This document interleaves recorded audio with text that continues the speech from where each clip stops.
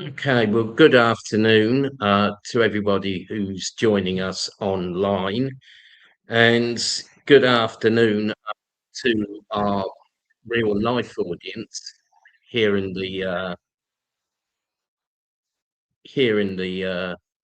Brixton. We're holding this meeting on the theme of Kim Il Sung and the characteristics of Korean-style socialism and its success.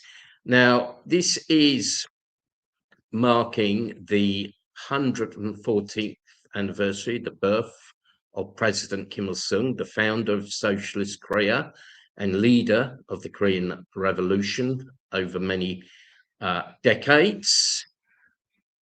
And also it marks the 14th anniversary of the supreme leadership of respected Marshal Kim Jong-un, and yet another important DPRK anniversary in April is the anniversary of the foundation of the Korean People's Army as a guerrilla armed force, the Korean People's Revolutionary Army, on the 25th of April. That we decided, as there's so many biographies of President Kim Il Sung that you can download online or buy from online booksellers, that the focus of this meeting is going to be the characteristics of Korean-style socialism and its success, because this is a subject totally unknown to, I think, most people in Britain. And of course, goes without saying that there is continuous propaganda against the DPRK 24/7, which is all false. And I visited the DPRK in 2024 and 2025 and saw massive successes that had been achieved. Whole new districts of Pyongyang, the size of towns, had appeared. So, it's absolutely wonderful. So we're going to talk about Korean-style socialism, what it means and what it's achieved. And I think this is also very important at this time, because many socialist projects in the world have run into difficulties. I'm not naming countries, I'm not blame gaming here, but a lot of socialist projects run into difficulties. Some are faltering. And of course, 35 years ago was the collapse of the USSR. So there's also a lot of propaganda that, socialism doesn't work, or that you can't build socialism in a small country, or that you cannot build socialism in one country. But the experience of people's career shows that you can indeed build socialism successfully and in the spirit of self-reliance.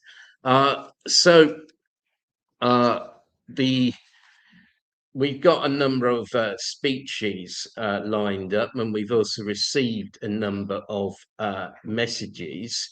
The keynote lecture is going to be given by Comrade Alan Bollen, who is Organisation Secretary of KFA UK and head of KFA UK West of England, who's travelled all the way from the far west to be here today to give his lecture. And he's also the editor of our online PDF journal, People's Career Today, which you can download on the internet, as I'm sure, for free. Sure, many of you have already. And I will also speak, and I believe Andy Brooks is going to speak, who's just come into the room. And of course, Andy Brooks, like myself, has been a visitor to the DPRK. I've been to the DPRK about 20 times. I think Andy went about 15 times. So, I mean, how we play this for both audiences, because this is a hybrid meeting, which people think are easy, but they're actually very hard to arrange. Uh, we take we take the speeches, we take a Q&A for uh, for both the audience here in Brixton and a few questions out the chat. Uh, and then we will have an interlude. We try not to make it too long, but I think the real life audience here in London would perhaps like a tea or coffee or a biscuit. But that will be an interlude. So, don't worry to the online audience. Don't worry about that. Uh, so that's how we're doing the meeting now. We received a number of messages and apologies. Firstly, we got an important message.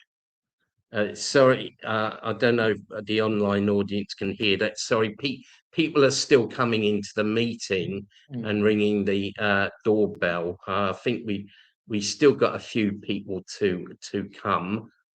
So we have an important message from the embassy of the Democratic People's Republic of Korea in London from Comrade Kim Song-gi. And it reads as follows: Today we celebrate in humble reverence and yearning the 114th anniversary of the birth of the great leader, President's birth of the great leader, President Comrade Kim Il-sung, the peerless patriot and hero of the nation.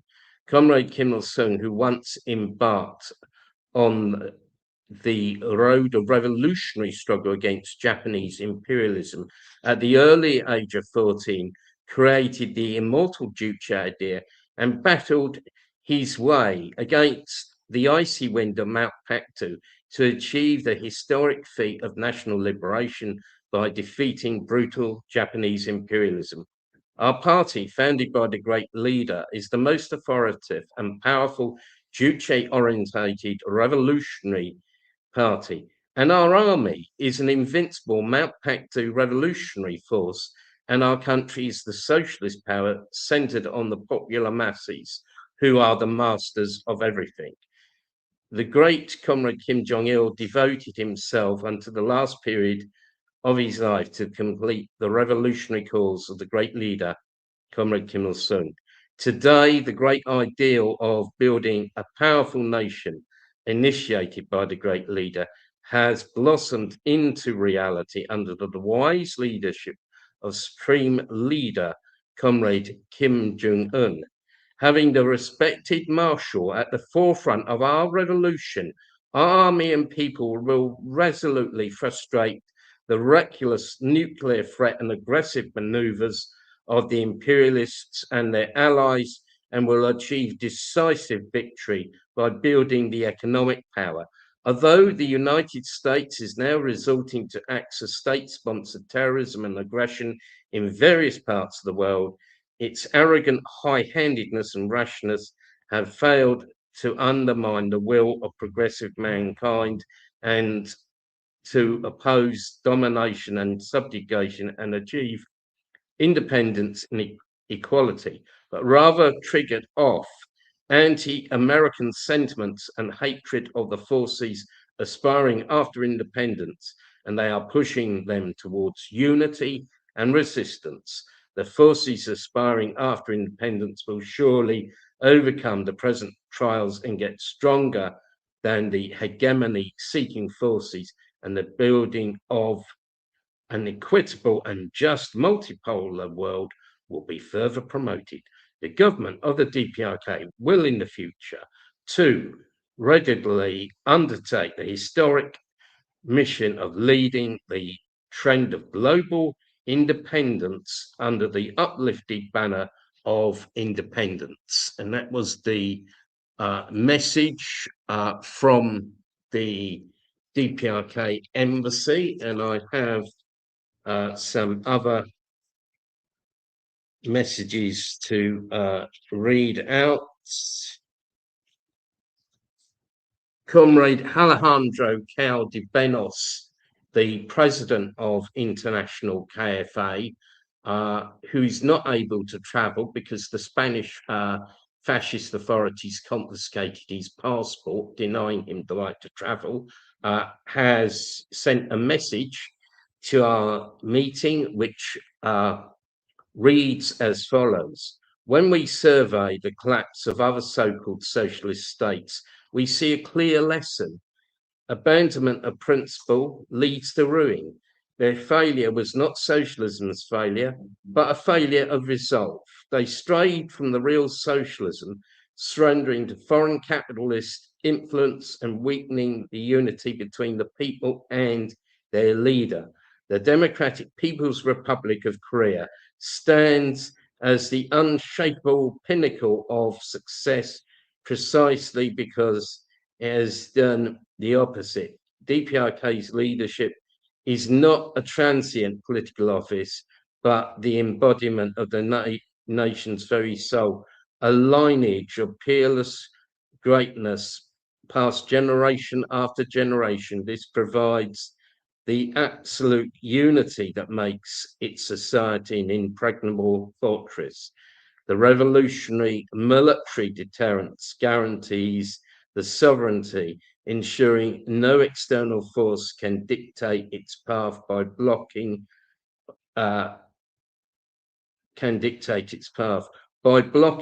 corrupting capitalist influence and holding fast to the self-reliant Juche principles. The glorious DPRK has secured its legacy. The country is thriving as the genuine victorious model of socialism to be followed by the world's people fighting for justice, independence, and equality. Alejandro Caldebenos, president of the KFA. And Sean Pickford, Secretary General of the British Group of the Study of the Juche idea and head of KFA UK Staffordshire, had originally planned to come to the meeting and give a detailed speech, but has not been able to do so due to illness. And his message reads as follows. Dear comrades, first of all, my sincerest apologies for not being able to attend this meeting due to illness. I wish to convey my warmest greetings to all speakers and participants gathered for this significant meeting. May I wish the meeting great success in obtaining its goals in promoting the truth about the glorious DPRK and disseminating the ideology of Kim Il-sungism, Kim Jong-ilism. The theory and practice of the great and respected leader, President Kim Il-sung, continues to inspire generations of revolutionaries on every continent. The Juche idea is known for its creative essence and is a guide for all progressives who desire an independent world free of imperialism. The Democratic People's Republic of Korea shows in practice that a new world of social justice is possible. All internal and external policies of the DPRK serve the interests of the people in every possible way. People's Korea is perhaps the only country in the world able to stand up and defeat the forces of imperialism. Under the leadership of Marshal Kim Jong-un, the DPRK is going from strength to strength after the deliberations of the 9th Congress of the Workers' Party of Korea. Yours fraternally, Sean Pickford. So those were the messages we received. Now I hand over to Comrade Alan Bollen, who is going to deliver an in-depth speech on the central theme of the meeting. And he's also prepared some graphics. Yes. Kim Il-sung and the characteristic of Korean-style socialism and its successes. As first to start lecture, on the theme of the Kim Il-sung and the Korean characterization of the socialism, it must be said at the outset of all of the issues are not easy to summarize. So within the limited time frame of this meeting, based on the richness of this topic and also with the related issues which are permeate the historical field of the Kim Il-sung's life and work, as well as the analysis of the ideological foundations for the current and past successes of the DPOK, and with such a great figure as Kim Il-sung was, it is only briefly said on the time frame of this meeting about this topic.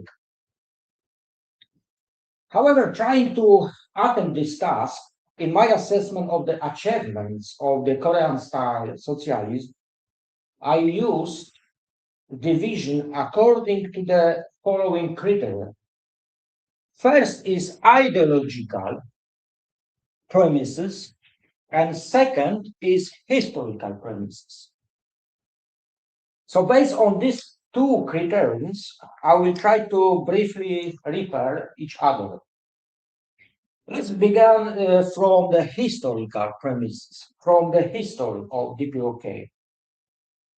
The role and impact of President Kim Il-sung. Today we have 114th anniversary of the birth of President Kim Il-sung, who given the foundation of the Korean success which we have now.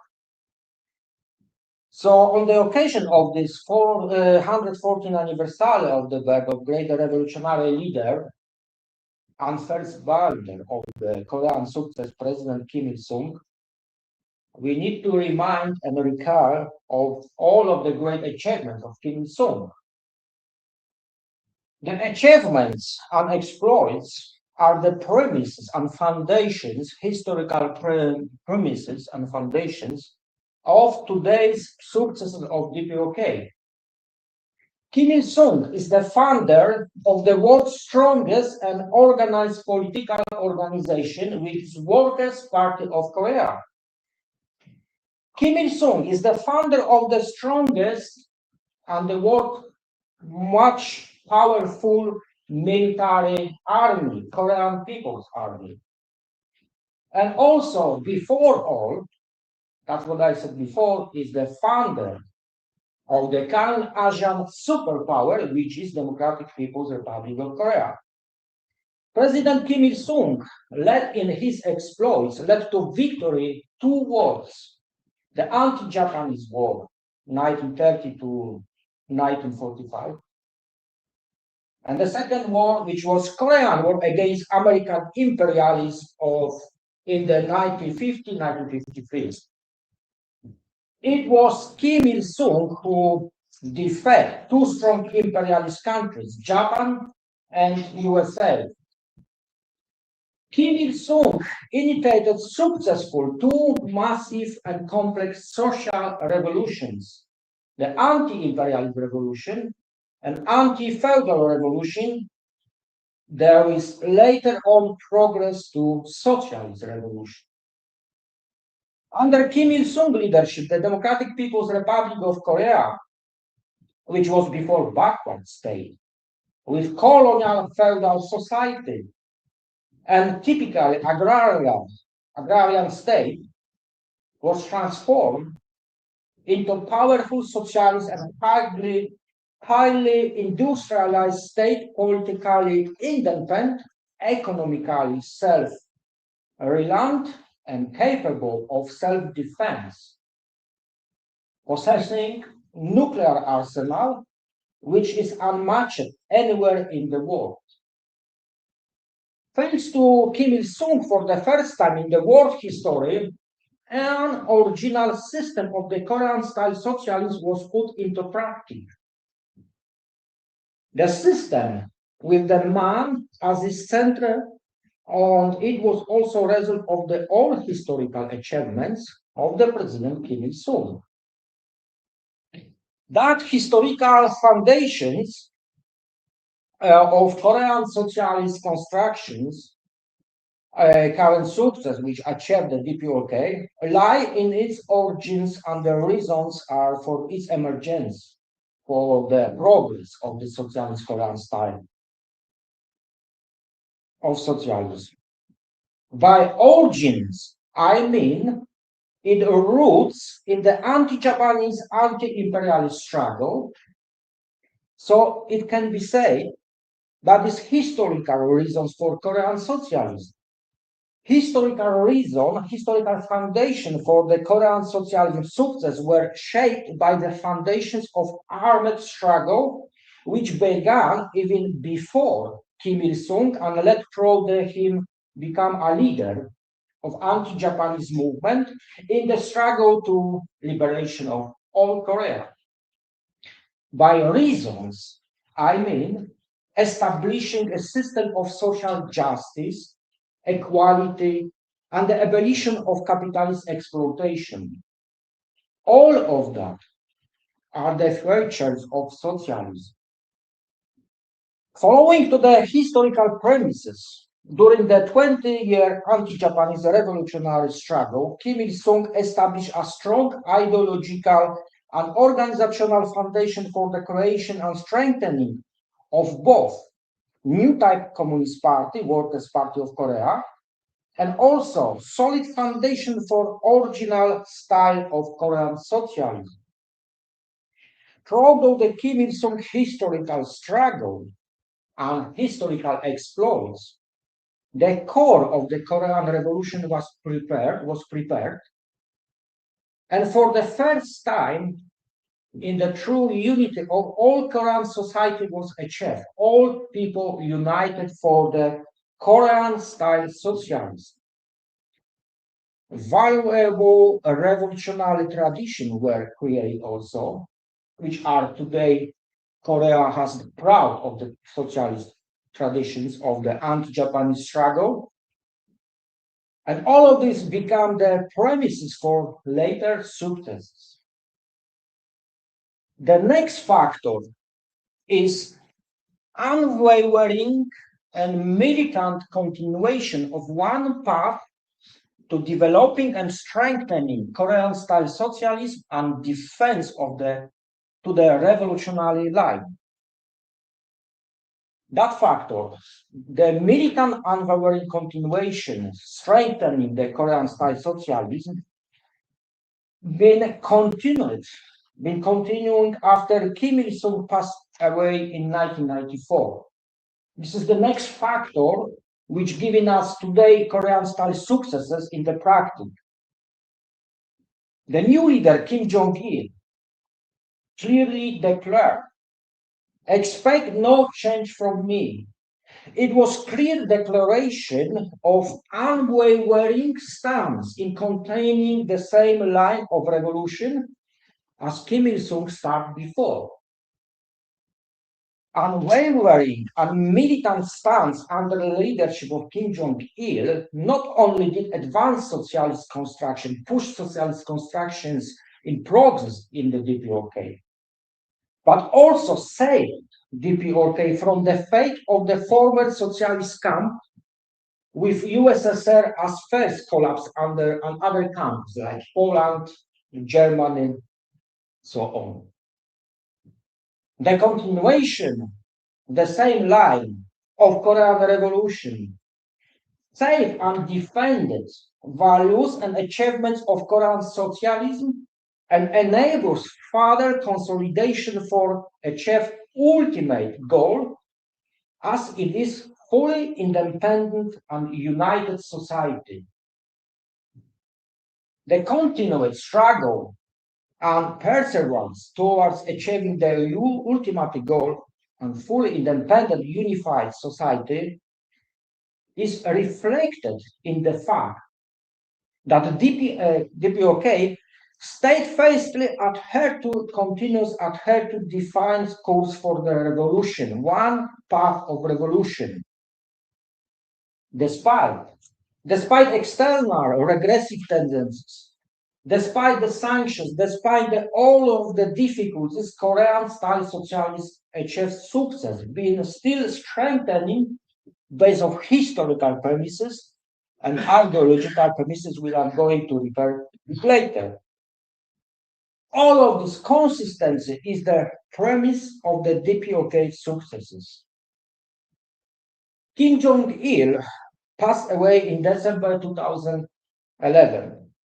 The National Defense Commission of the DPOK officially declared that no changes in policy or direction were expected under new leader Kim Jong-il. Kim Jong-un is representing unwavering continuation of the course to build prosperity and high developed state. So, starting from Kim Il-sung historical foundation, continued by Kim Jong-il, all of the successors before Kim Jong-un have present and continue now by Kim Jong-un the same militant attitude of the Korean-style socialism. So this is the factor which, through its consequences of continuation, enables co-realization of the old goals that are set in the revolutionary changes on the road to socialism, designate from the time of the anti-Japanese struggle, which been started. The DPOK, by decades, under Wisely leadership, was guided by principles set by Kim Il-sung, later of Kim Jong-il, and being faithful continuation of the implementation of the Korean-style socialism, strongly and emphatically defended the principles of Korean Revolution against internal counter-revolution, and also to attempts overthrow the socialist system provoked by the anti-socialist forces from outside. Next factor, next foundation of today's DPOK successes of Korean-style socialism is the ideological premises of the success which we now see in the DPOK. Ideological premises and foundation of success of Korean-style socialism. That is Juche philosophy and Songun politics. Juche idea and Songun politics is the main factor and driving force that enables the Korean state to pursue in the path of the success and achieving development of the Korean society and whole state. The practical application of the Juche idea and Songun policy demonstrate its strength and effectiveness in the process of shaping socialism mode of society in the DPOK. Over 80 years of practice, communist ideas forget by Korean originality of the objective conditions of this country prove and shows that this way of Korean style socialism is correct and it works. Juche idea unleashes in humanity a power stemming from the belief that only a man, only popular masses, not supernatural forces can shape their own destiny and change the world according to their own desires and aspirations. This power, based on Juche idea, the power stemming from the Juche philosophy and its application, enables achievements of that would be impossible. It would be impossible in the societies which a liberal capitalist system, political system, will be impossible because do not unite society for common goals, but on the contrary, on capitalist liberal societies, the ideology is just contrary. They divide and placing social classes against each other, in never-ending conflict, discriminating against one to other one, and introducing chaos. Thus, they do not work towards success. They do not for all, but only for selected wealthy social classes at the expenses of harm and exploitation of others. It is contrary to the ideological principles of Juche idea. Next factor of Korean-style socialism is the single-minded unity, single-heart unity of DPOK society. It is the premise of the unity of Korean society, and this is the high degree of ideological class consciousness. It needs to be said that is unparalleled in other countries and is also unprecedented. It must be said that the ideological unity and high class consciousness of the DPOK society expressed in the best values of a person shaped by socialism, confining the values espoused by socialism, such as socialist morality, diligence, discipline, sense of social duty, collectivism, social discipline.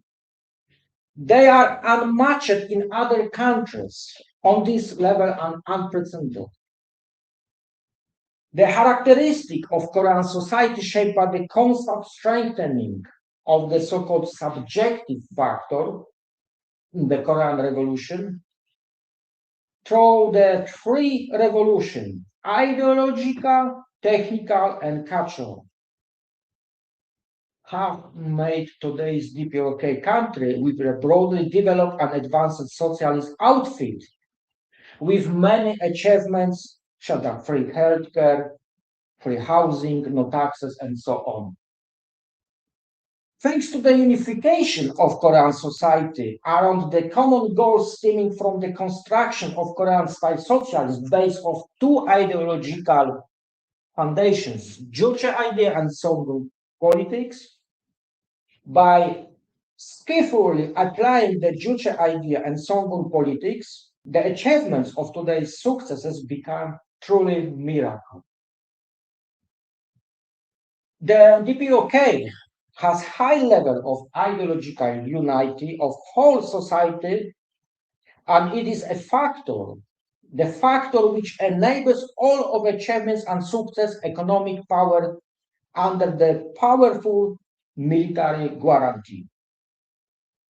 Thanks to the Songun politics, the Korean People's Army is the driving force of the Korean Revolution in the building economic power and the dynamic campaign for the building economic power prosperity of the Korean society. The Songun politics is the ideological premises enables to achieve new successes in the movement of a revolutionary zeal and commitment of whole society. Songun policy is also the guardian of the DPOK security on international arena. And Songun policy is invincible sword that defends the unity, sovereignty, and penetration of hostile influences in all spheres of socio-political life of the DPOK, from other countries, especially from the imperialist attacks from outside. Conclusions. The Korean style of socialism has achieved historic success.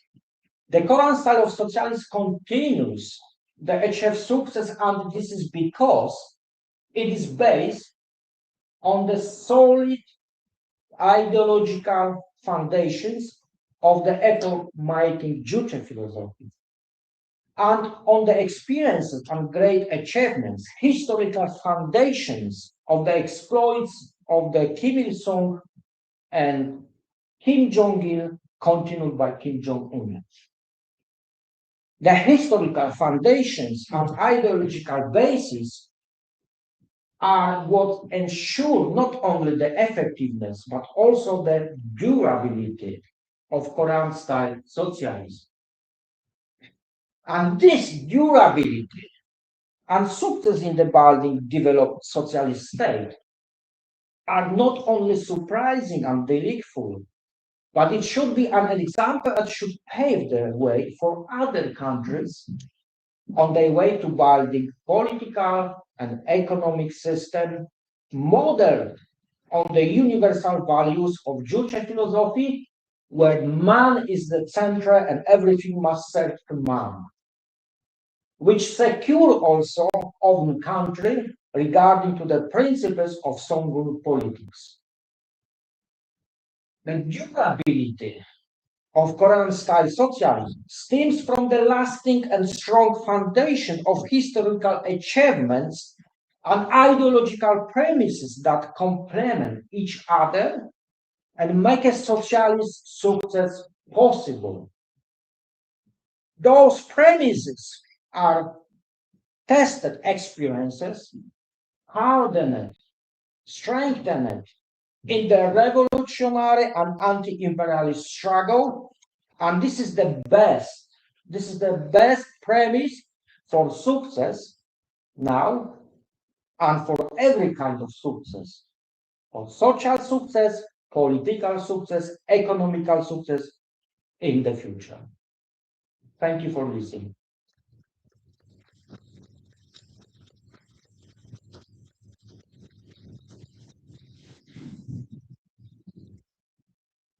Thank you very much, Comrade Alan, for that very detailed, comprehensive speech, which makes me feel that really I don't need to speak. But I have a speech which is a bit shorter. I will read out, and then I will call upon Andy Brooks to say a few words about Korean-style socialism. So, in today's world, many socialist projects are encountering severe difficulties and challenges. Some are faltering. However, in one socialist country, tall buildings rise one after the other and new factories go into commission. That country is the Democratic People's Republic of Korea, DPRK for short, or People's Korea, or Juche Korea. And I always try to avoid using the mainstream media term North Korea, which is used all the time. That's, I always feel that is the most inappropriate and dismissive characterization of the DPRK. Soon it will be the 114th anniversary, the birth of the founder of Juche Korea, President Kim Il-sung, on the 15th of April. So it is fitting and appropriate that we hold this meeting on the theme of President Kim Il-sung and the characteristics of Korean-style socialism and its successes, as it is a good way of combining the two subjects. Of course, President Kim Il-sung's whole life was intimately bound up with the construction of socialism in the DPRK, a socialism of Korean style, based on the Juche idea. And President Kim Il-sung himself authored the Juche idea, not in a library or in a drawing room, but in the fiery days of the anti-Japanese armed struggle.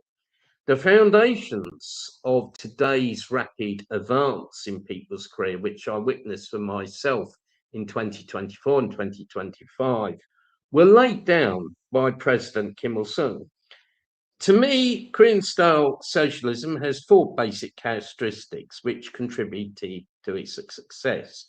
Firstly, it is a socialism of a Korean style, geared to the needs of the Korean people, and not a copy or imitation of a foreign country. Secondly, it is independent and self-reliant. Thirdly, it is people-centered. And fourthly, the DPRK has upheld socialist principles. And all these four principles are intimately linked with each other. The one buttresses up the other. To start with the first point, the DPRK was not a creation of another country or a copy of another country, but based on independence, and it developed its own ideology, the Juche idea. The DPRK is fruit of the anti-Japanese armed struggle by the Korean People's Revolutionary Army, led by President Kim Il-sung. In fact, you can say that the DPRK is actually a continuation of the anti-Japanese armed struggle. The anti-Japanese guerrillas fought in the spirit of self-reliance for 15 long years before the USSR joined the war against Japan on the 9th of August 1945.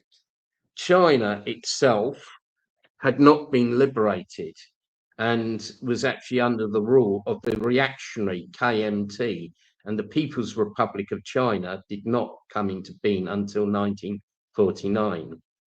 President Kim Il-sung declared that the new People's Korea would follow its own road and not be a copy of another country.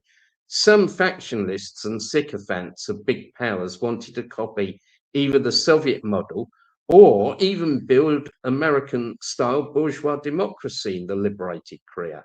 President Kim Il-sung refuted them, and he said, and I quote, "The Korean Revolution at the present stage is an anti-imperialist, anti-feudal democratic revolution. We must follow the road of progressive democracy which suits the Korean situation. Neither Soviet democracy nor American democracy. The road of progressive democracy is the very line, the right road for the Korean Revolution at present." End of quotation. It's in September 1948, a new state was founded in Korea, the Democratic People's Republic of Korea. The very name Democratic People's Republic was unique, as it reflected the independent and popular nature of the state. Some factionalists tried to either omit the word democratic or peoples from the name of the state, but President Kim Il-sung insisted on the title, Democratic People's Republic. The DPRK pursued original lines and collectivization and the socialist transformation of trade and industry. It also put forward the line of building an independent national economy. As early as 1947, President Kim Il-sung said, and I quote, "For complete national independence and sovereignty and for national prosperity and development, one must build an independent national economy and thus firmly ensure economic independence." This leads on to the second feature of the characteristics of Korean-style socialism, which underpin its success, namely that the DPRK is independent and self-reliant.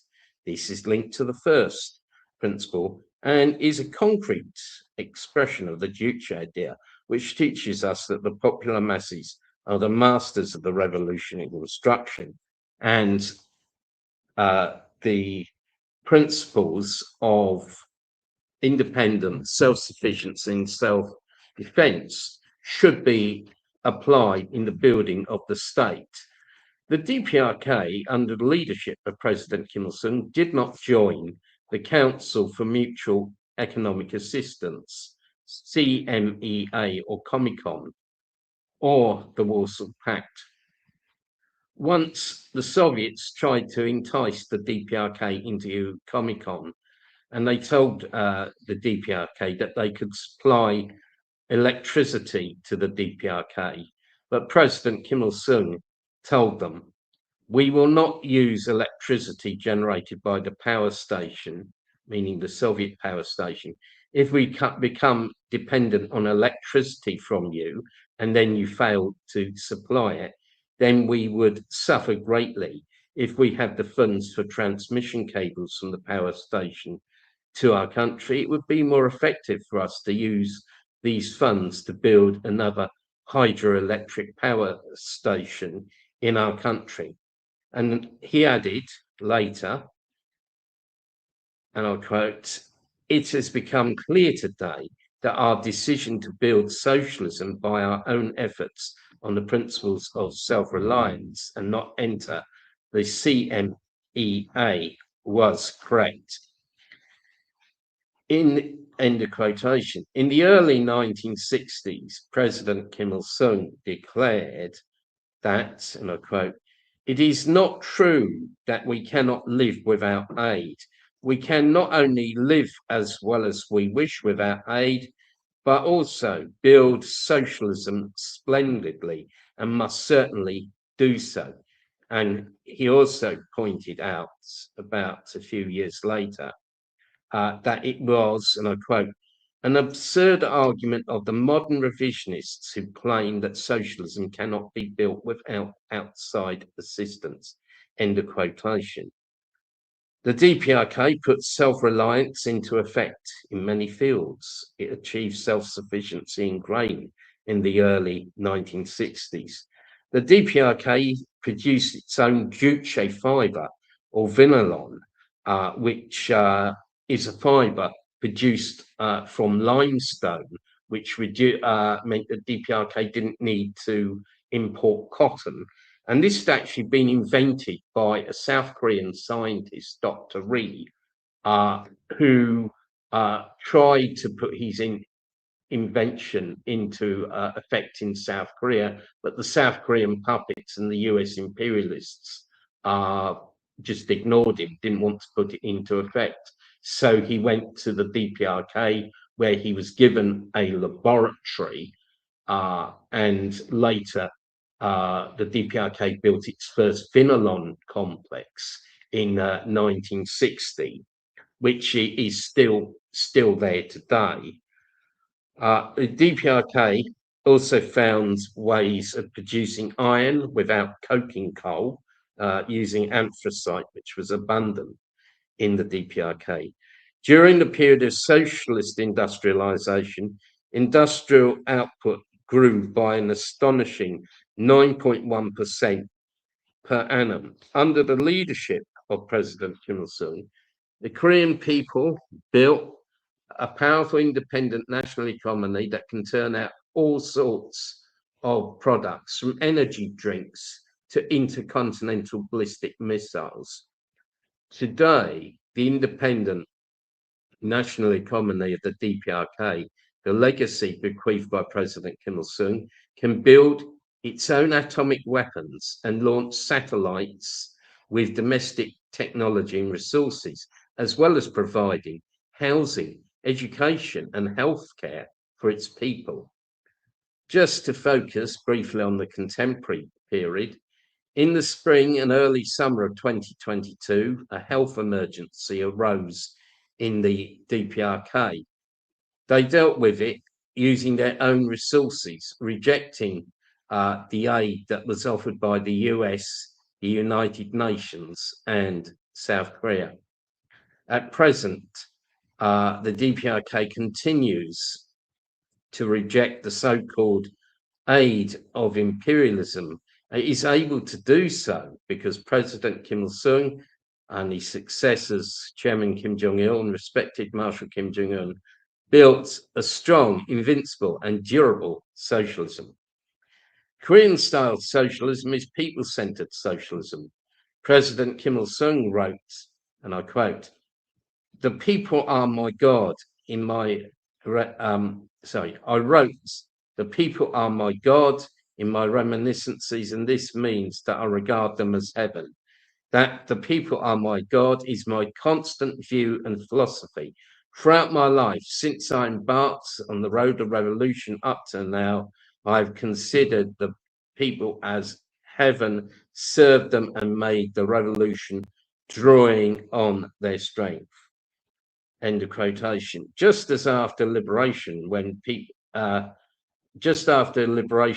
when the new People's Korea desperately needed steel, that President Kim Il-sung, when he was visiting the Songjin steel plant in September 1947, learned that the electric arc furnace built by the Japanese was unsafe and was actually causing a heavy loss of life.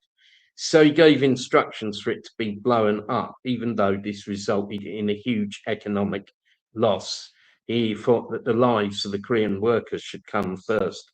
Similarly, when officials wanted to build a gold mine on the famed and scenic Mount Moyhang, he forbid them from doing so, even though the gold deposits could have benefited the DPRK a lot.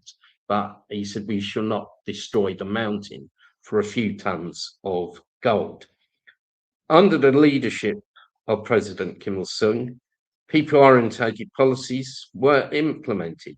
The DPRK has provided its people with the right to work. Housing is provided totally free. Education is free up to all levels, which include university and postgraduate study. School clothes and other things for children are either free or sold at 50% of their cost price. Mothers with more than 3 children can work a 6-hour day but be paid for 8 hours. The retirement age is 60 for men and 55 for women. And they compared that to the UK, where the retirement age has just been increased to 67. I can hear everybody in the audience here groaning at that. And who knows, will be more. Yeah. And I am. Free medical care was introduced in 1953 and buttressed by further legislation in 1960 and 1980. All treatment, including medicine, is free, and the state even pays travelling expenses to the sanatorium. Taxation, including local autonomy tax, was abolished in 1974. Lastly, the success of Juche-based Korean-style socialism is due to the fact that socialist principles have been consistently upheld. The DPRK was among the first countries to oppose modern revisionism when it appeared in the socialist camp in the late 1950s. In the early 60s, Comrade Kim Il-sung made sure that the struggle of the Workers' Party of Korea against modern revisionism was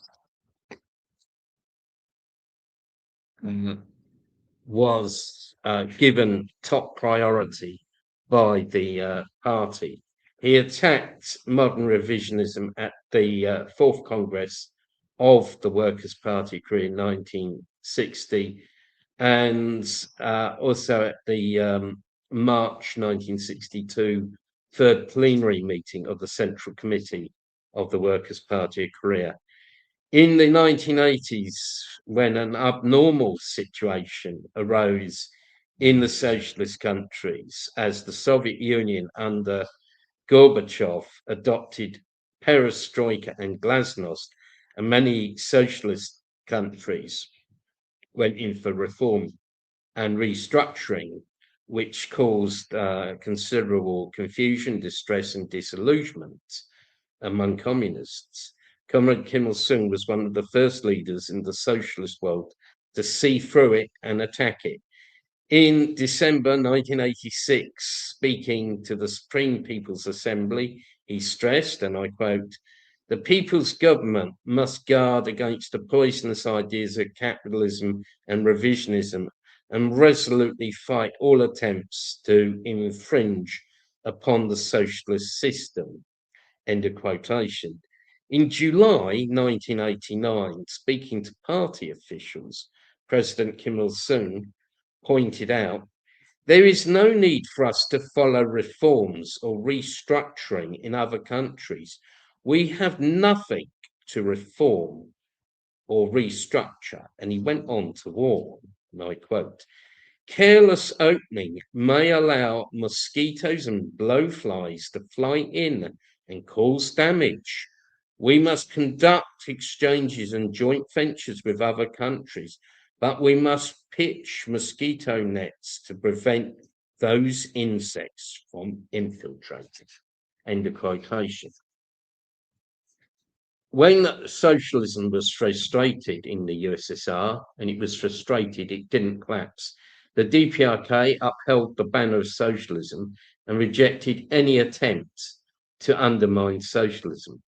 So, to conclude, the success of Korean-style socialism that was founded by President Kim Il-sung can be attributed to the four characteristics that I've outlined above.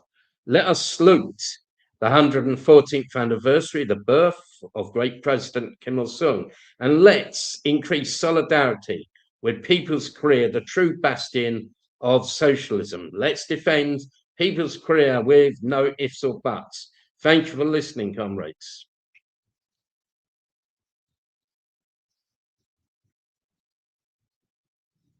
Right, okay.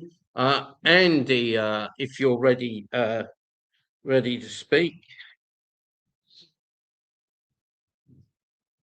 A few words to complement what's also been said, because there's a lot left in this country. You're going to stand there, a lot of confusion. Well, I'll just quickly introduce Andy Brooks, General Secretary of the New Communist Party and editor of the New Worker, who's visited People's Korea and actually met President Kim Il-sung, will now address the meeting. There we are. Yeah, mind the cake. Anyway, there's a lot of confusion and almost disinformation about the people's government in Korea and the ideology which lies behind it. I mean, I know when I first met a Korean diplomat was about 1984 at the Humanité Festival in Paris, and I said to him, I thought Juche meant self-reliance, and he said to me, well, that's one thing it means, but as Dermot explained, there's many other facets. It's an all-encompassing philosophy. But Kim Il-sungism, people on the left in this country, particularly those who claim to be communists, are dismissive, and they say it's either some sort of aberration or it's an imitation, but it's no less valid than any other concrete interpretation of Marxism-Leninism. And Korean-style socialism is no less valid than socialism in other socialist countries. I mean, you could argue that, in fact, it actually is more valid than the practice in Eastern Europe and the Soviet Union, because they failed, but that's another issue. Now, we can read books, we can discuss things, you can have degrees, all sorts of things, and there's a place in trying to understand these things. But in fact, many of these concepts, Kim Il-sung's and Juche, are not that deep and not hard to understand. If we, I think everybody in the global south, for instance, and we will know here, that there is in fact only one road to national liberation. You must remember the Egyptian poet Darwish in 1968. He did that song that Kulthum sang. Remember, I sometimes put it up on Facebook, Tariq al-Wahid, there is only one road, give us guns. And this, but in practical terms, when people called for freedom, they ended up having to fight the colonialists. Now, I would say there is only one road to socialism, but we can argue that. Some people might differ. We can have different views. What I would say is certain is that there are many different roads to building socialism. And Korean-style socialism is the socialism which was adapted and applied to the concrete conditions of Korean society at the time. And that's the thing. And we can look at what they've built and the successes and how it's worked. It's no less. I don't believe there's a pecking order of which forms of socialism. There's no league table. You have Korean-style socialism, Chinese-style socialism, Cuban-style socialism, same in Laos, Vietnam. All of them, in fact, look to the revolutionary experience of the people who led their communist parties. Mao Zedong fought the philosophical thinking of Deng Xiaoping, Comrade Xi, who leads the party now, Ho Chi Minh fought, we go for a whole list of these. And in Korea, the experience, the theoretical and practical experience of Kim Il-sung, Kim Jong-il, and now Kim Jong-un. Now, I mean, there's plenty of books when you look at the life of Kim Il-sung, of how he put that into practice. Because Kim Il-sung wasn't dogmatic, as other speakers have said, and there's plenty of books about Kim Il-sung's life. I mean, at the age, I think he was 14, when he set up the student movement to challenge Japanese colonialism. There was a Korean Communist Party at the time, but said, Alan, they looked only to models. They looked to the Soviet model. They didn't look at the concrete conditions of Korea under the thumb of the Japanese. Kim Il-sung built a movement from the bottom up, from the grassroots. That's one of the things. That's one of the aspects of Kim Il-sungism. And what we have to do, I think, in this country is to, when people raise this, it's not just simply to dismiss their ideas, but to tell them, is to argue with them and to tell them, to ask them to actually look concretely and not to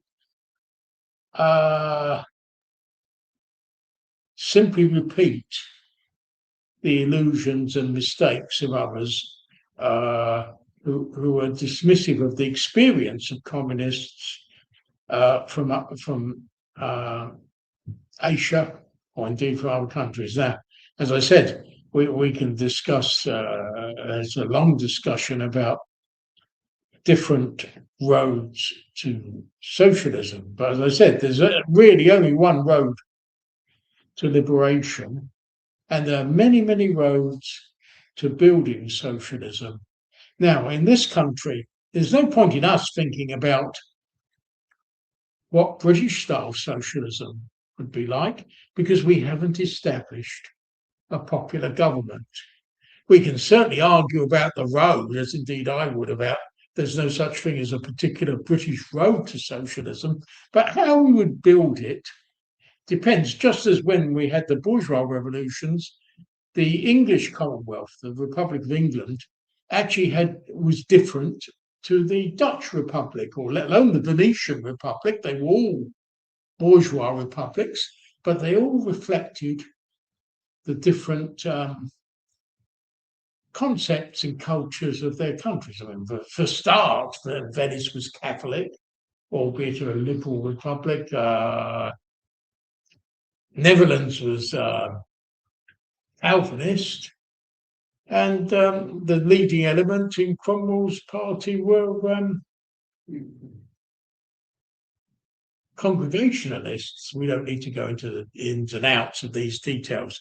The point is that they all reflect the development of these countries. Now, I think that, well, I'm amazed that even today, following the collapse of the Soviet Union and a lot of the illusions that existed in Europe, that people are still dismissive. Having said all that, after the defeat of Nazi Germany and Japan, and we had the people's democracies in Eastern Europe, they all initially started off in the same way as the DPRK. I mean, as you know, in Poland, the Polish style socialism, though it had to face reactionary forces which were very strong, they developed. I mean, I remember I was at college, guy of Polish origin whose family were from Poland, and I said, "Oh, I suppose your family didn't like Stalin." And he said, "Oh no, it wasn't Stalin they disliked, it was Khrushchev." He said Stalin gave the farmers land. He said Khrushchev accelerated the collectivization. Khrushchev was a dogmatist, and he didn't take into account the local conditions. And that's why you had the upheavals in Poland and in Hungary and so on. You didn't have these in the DPRK because Kim Il-sung and the party were always applying socialism and listening to the demands. You said yourself, remember what Kim Il-sung always said, that the people are his God. He wasn't a dogmatist. I can talk for ages about Kim Il-sung. I'm going to stop in a minute. He, for instance, we've said this at meetings before, he said that people can worship any way they like, providing it's in the Korean way. So they can be Buddhists, they can be Christians, Taoists, but he said as long as it is Korean. So that, because that's the thing which all the people on the peninsula are, Koreans. That's the shared experience. The other thing, as far as the Buddhists are concerned, as you know, Lord Buddha was shocked when he saw poverty, when he came out of his palace as a young man. But his answer was, you have to retreat from society and just accept it. And Kim Il-sung said that's not the answer, because whatever happens in the next world, if anything, it's this world which is the one that counts. And I think that's why Kim Il-sung, whatever people say, is the greatest Korean that has ever lived. And the study of Kim Il-sungism is a rich experience. At the end of the day, we in practice have to, we wouldn't be here if we didn't believe in the liberation of humanity and a better life for all. We wouldn't also be here if we didn't believe in the struggle for national liberation. We see this every day and have seen this every day for the past 6 weeks with the Iranian people who are fighting against imperialism. We see it with the people of Palestine. We see it in Lebanon and so on. And we also see the other side of the equation. The oil sheikhs, they build their towers to the sky. They live like playboys, by racehorses, whoring and gambling. Their lives are totally worthless. They've done nothing. But the toiling masses in Iran and in the Arab world, they don't worship these people. And they're looking for change as we are. So I think that's the key to all of this. As I said, and I think many of you, I hope you go get the opportunity to go to the DPRK if you can. It's a wonderful experience to see what everything you hear from people. Dermot's been, I don't know, 20 odd times. 20 times. It's true, what you see. But even if you can't, we stand shoulder to shoulder with the struggling people of the world, just as Kim Il-sung did. And we are not afraid of argument or discussion, study, and putting these ideas into practice. Curiously enough, they were the initial ideas of Marx and Engels, who whole gamut of books, but every day of their lives were practical revolutionaries. Well, as I said, I'm not going to talk for you. I said, when you issue of Kim Il-sung, you could talk for hours, I think, read, but I'll just urge people that it's a rich experience to study his life. Yes, I met him in 1990 when our party had talks. That was when Kim Il-sung was an old man, and it was his principle always to meet visiting parties for the first time. My predecessor was the General Secretary there. And the thing with Kim Il-sung is that his life spanned more or less the century of struggle. That's why his book, there is an abbreviated version. There's about, I don't know how many volumes of his, the only communist leader who's actually in his own lifetime produced a book. Enver Hoxha's diaries are more posthumous and a lot of hindsight, but there is a short one which I don't think we've got in the UK at the moment. You know, the single volume one. Yes, I know. That's a good start, but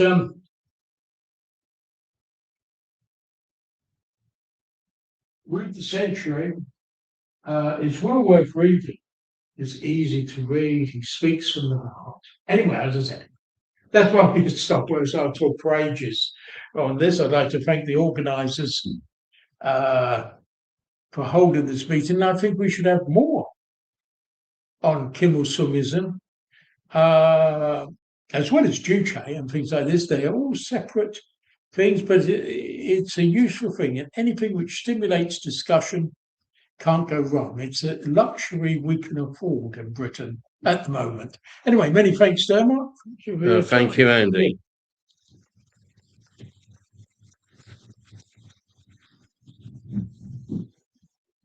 Thank you very much, Andy, for your contribution, which was very interesting.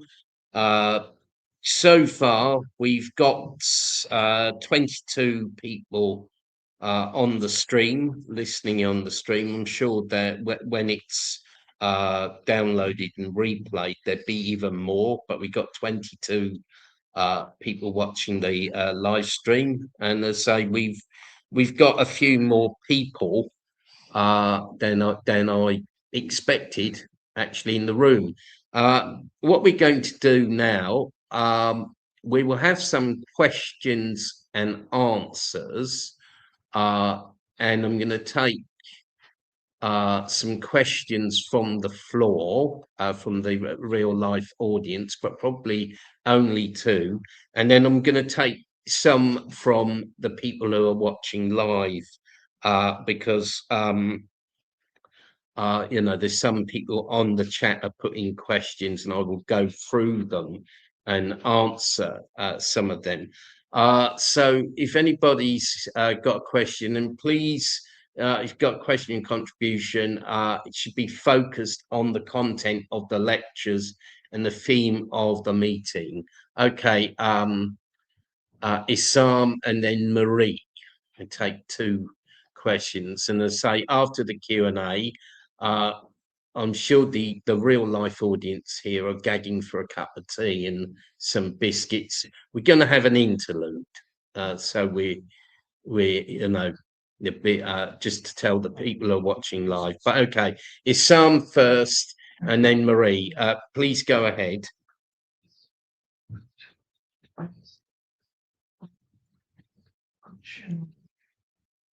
How on earth a country not so big like people to Korea can stand up to forces literally 100 times, if not 1,000 times stronger than itself, while we have a huge country like India, still to this day of 2026, are in the grip of colonial Commonwealth. And the answer is two concrete roots to this answer. The first one is contradictions. The less society have contradictions, the less corruption it has. And obviously, people of Korea have achieved, I wouldn't say 100%, I'm not an idealist, no one here is an idealist, but they're doing their best to solve the contradiction, and therefore the corruption is reduced. While in India, I don't know if you're familiar with their elections, if you read about it, you will fall on the floor with laughter. literally candidates openly and shamelessly are bought and sold with money. Exactly as the day one when the British occupied Bangladesh with the East Indian Company, and the governor was appointed according to the money he gave to the British High Commissioner. It's a joke. So that is one thing. The other thing, their labels mean statistic. I don't go for it. I go for dynamic. Dynamic means dialectic, and I'm a fond of dialectic, both the material part of Marx and Engels, or that even Hegelian dialectic. And they tell me that the state in the beginning of history was created to serve the prince and his son, the son who appointed him as a prince. And the notion of citizen did not arrive till the onset of the French Revolution.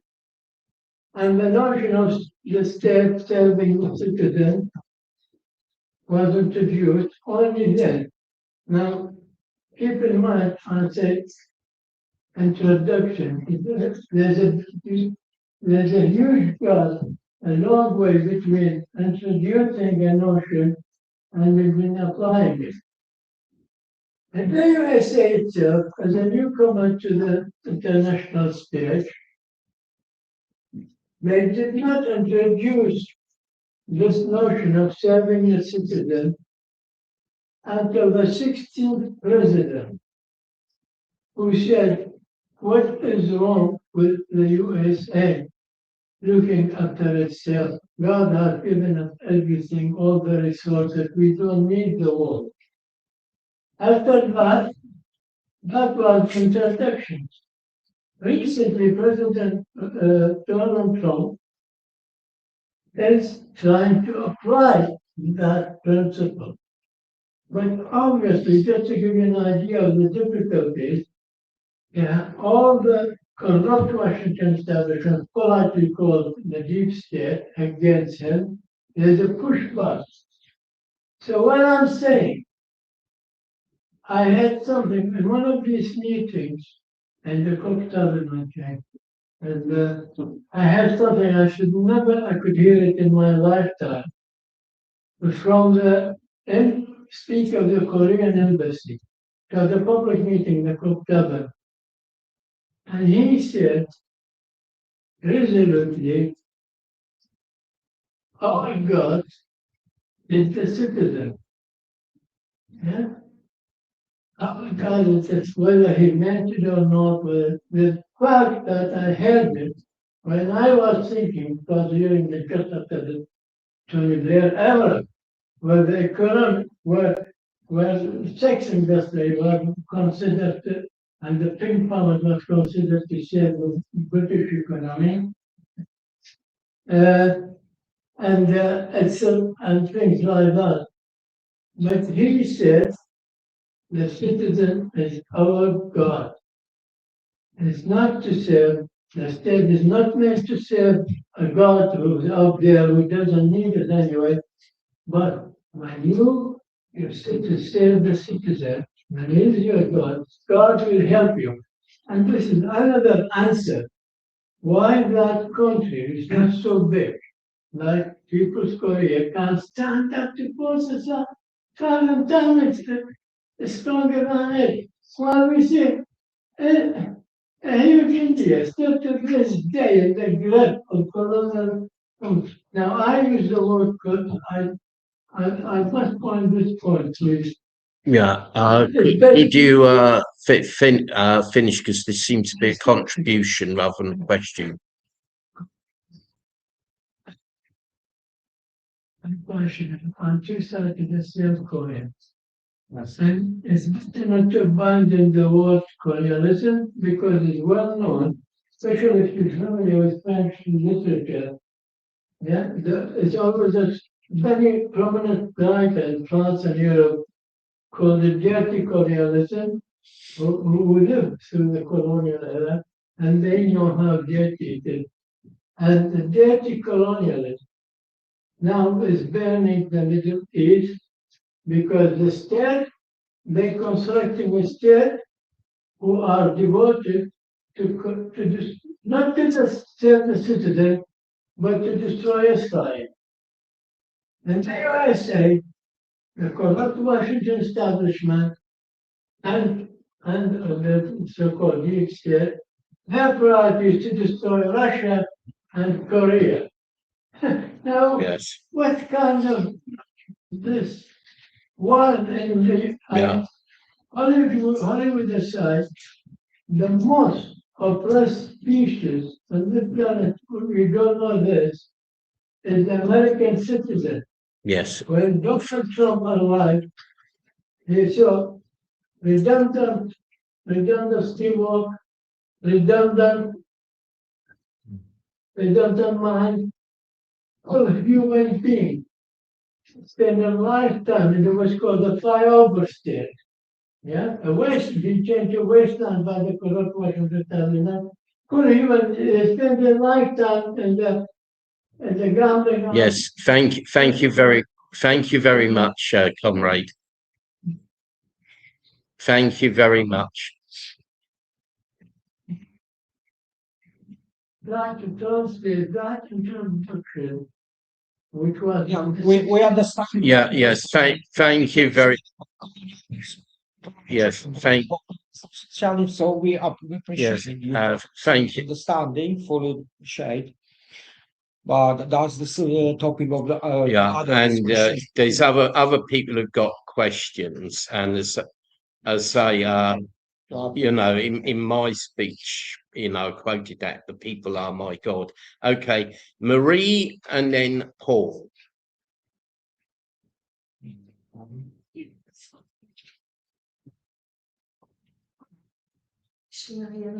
Because of the valor and the tenacity displayed by the DPRK in its history and today. And so, what I have learned is from the Trotskyist who studies. Some of us know what it is. But just I'm now going to make a comment, a short comment, and I'm going to ask a question. Right, okay. So I think it was important that we discussed that socialism surely is one aim. I would say the dictatorship of the proletariat is the beginning of the construction of socialism, and in that sense it would be the same whichever way of building it we have arrived at. So there is many ways to build, like Annie said, anyway, to build the road to socialism, but there is only in the end only one place where it has to end up, in my opinion, which is the dictatorship of the proletariat and the continuation of it. So that's my comment.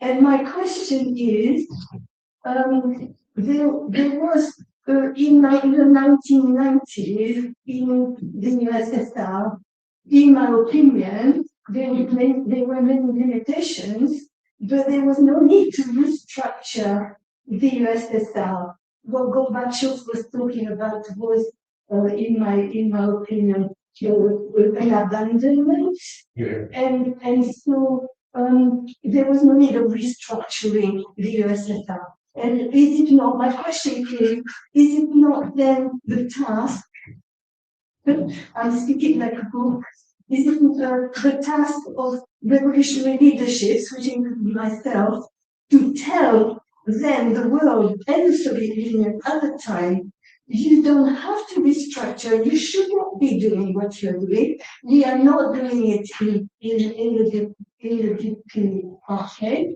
and you do not need to do it either. This is my question. Do you agree with me? Right. Well, thanks very much, Marie, for your comment and your question. You know, it's a little bit outside the remit of the meeting, but yes, I would agree with what you said. I mean, the USSR didn't need to restructure or reform. It was basically counter-revolution.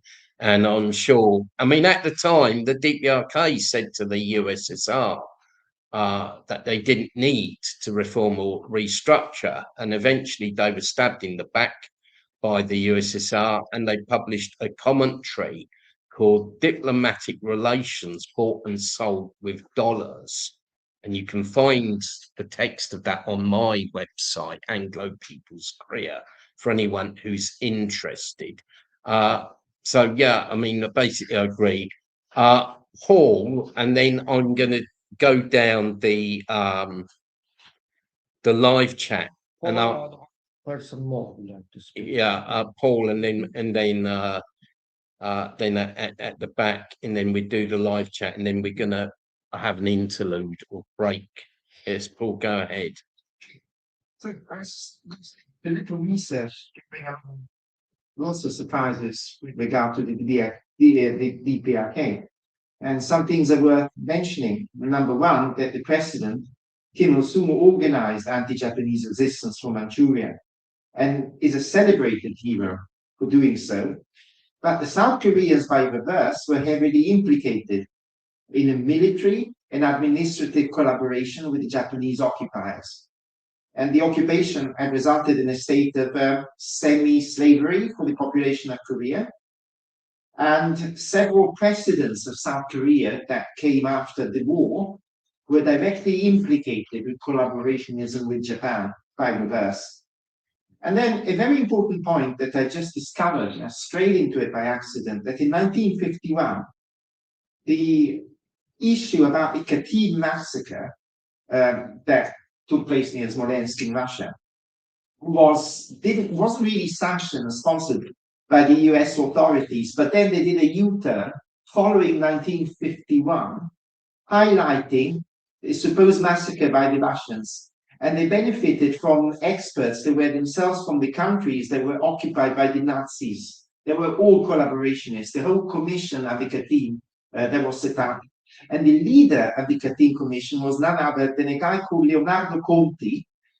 He was German, but he had an Italian-Swiss father.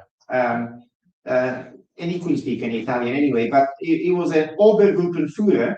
It was the same level as Bormann, Heinrich, and Hess. And this guy had been previously responsible for the murder against the physically and mentally handicapped, the gassing and incineration in Germany that involved about 300,000 dead.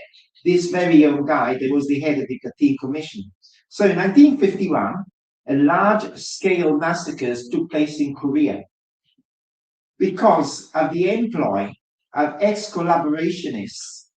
There were the puppets that had worked for the Japanese before in a newly formed South Korean army to fight the DPRK. And the US either participated or witnessed these massacres. And one of them was in an island south, Jeju Island, 80,000 dead. Then came the Bodo League massacre around about 1950, 1951. With approximately 200,000 victims across the country. And just as what happened in Katyn, which was used as a diversion to blame the Soviets in 1941 for the massacres of millions that the Nazis were committing in Russia and in Ukraine and in Belarus and everywhere else where they went, backed up by collaborationists as well. Just in the same way, that the discredited group of Nazi scientist commission was dug up to divert the attention that the US was committing huge crimes in the Korean War. It was a cover-up. And this background that challenged none other than Pablo Picasso, the painter, to create one of his most politically committed paintings, which is still in view for the public to see at the Musée National Picasso in Paris. It's entitled Massacre in Korea. Now, I feel that all the money that was poured in South Korea was an extension of the Marshall Plan to counteract socialism in the North. The North had some allies, like Russia and China, but in turn, they were really devastated by war, and the population was decimated, so they achieved all that by themselves. it's such a growth that there was a British economist, and unfortunately I forgot the name, but she was from Girton College. Joan was her first name. And she was so prominent as to be nominated for the Nobel Prize. And she had defined North Korean reconstruction in the mid to late 50s as a miracle.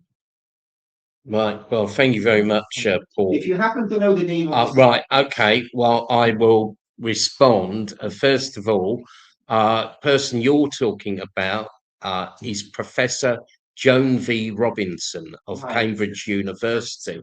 And she wrote the article, The Korean Miracle, because the term Korean miracle originally referred to the DPRK, not the fascist puppet cell. It referred to the DPRK, and she visited the DPRK in the 1960s and also China. She was a Keynesian, but she was also at the same time a great admirer of People's China under Mao and People's Korea. And just to sort of respond to your other points and perhaps repeat them a bit, because I don't know if the online audience could hear. Yeah, I mean, that's a good point about collaboration, because the South Korean puppet regime was run by either corrupt people like Syngman Rhee, a corrupt bourgeois nationalist, and increasingly by those who had collaborated with the Japanese. I mean, Park Chung-hee, the fascist dictator in the 1960s and 1970s, he'd been an officer in the Imperial Japanese Army, and there's a picture of him in the Japanese Army uniform. So they had, yes, it was awful of people who were Japanese collaborators. And yeah, with the massacres, yeah, you mentioned Jeju Islands carried out by the South Korean puppets. And I've actually many times visited Sinchon in the DPRK, where the US imperialists and class enemies like former landlords, former moneylenders, and former capitalists who'd all been expropriated, committed a massacre, and they killed 35,383 people at Sinchon Rhee, and that is now a class education centre where the DPRK carries out intensive anti-imperialist class education to educate people about the brutal nature of US imperialism, but also the reactionary nature of the class enemies. But so thank you very much, Paul, for your contribution. Okay, just one more from the live audience, and then we're going to switch to answering the chat, and then tea and bickies. Okay, go ahead, please. Yes, okay.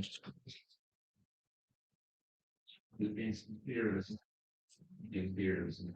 But they're also not separate from the rest of the struggle in the world. I mean, here we are talking about Korea having some special way of doing things which is different and better from everyone else, but it's also part of the world, it's part of the imperialist world, and it's part of the great crisis. Shouldn't we be talking about, first of all, understanding the great catastrophic crisis that's affecting the whole of imperialism, which is what Marx and Lenin understood and argued about, and the need for revolution to overturn that, and that there is no other way forwards. I mean, everyone's saying that there's different ways we can get to it. Surely there is only one way we can get to socialism, and that is revolution. It is a revolutionary struggle to establish, as the comrade there said, to establish the dictatorship of the proletariat. There are no peaceful roads forwards. There are no parliamentary roads. There is no other way to do it. And the lesson from Korea was that they did defeat imperialism. They had an impact on imperialism, but it goes far beyond that. Right at the moment, you can see two lessons: Venezuela, where they didn't end up pursuing the struggle strongly enough, and Iran, which, despite its somewhat weird ideology and its somewhat weird Ayatollahocracy, nevertheless is fighting imperialism, and it's had a huge effect. and it's having a devastating effect on American imperialism. It's sending it reeling. And this Trumpism and this mad Trumpism is being sent in all directions because they fall. So the question you come back to is that we have to be talking about defeat for imperialism. We have to be talking about the revolutionary struggle, and we have, above all, surely to be explaining that we are in the biggest crisis in history, the biggest, greatest economic and political catastrophe of this system, and we have to have revolution to get out of it. Right. Right. Okay. Well, thanks for that. And you know, I don't really disagree with it. But I think, you know, in terms of discussing the crisis of capitalism, that is really outside the remit of the Korean Friendship Association. We're here to build solidarity with the DPRK. There's plenty of different parties, different groups, different forums where we can talk about the crisis of capitalism, which, as you say, is worsening. You know, all the fuel prices are going up. The Irish farmers are blockading the fuel depots and all sorts of things. But as I say, we're here to concentrate on solidarity with People's Korean anti-imperialist and socialist state. And, you know, I don't disagree with you know, we need revolution, but it has to be carried out according to the conditions of each country, which often, you know, which often vary considerably. So that's my response to you. Just very quickly, because I'm going to start taking the question because we've got a live audience. Yeah.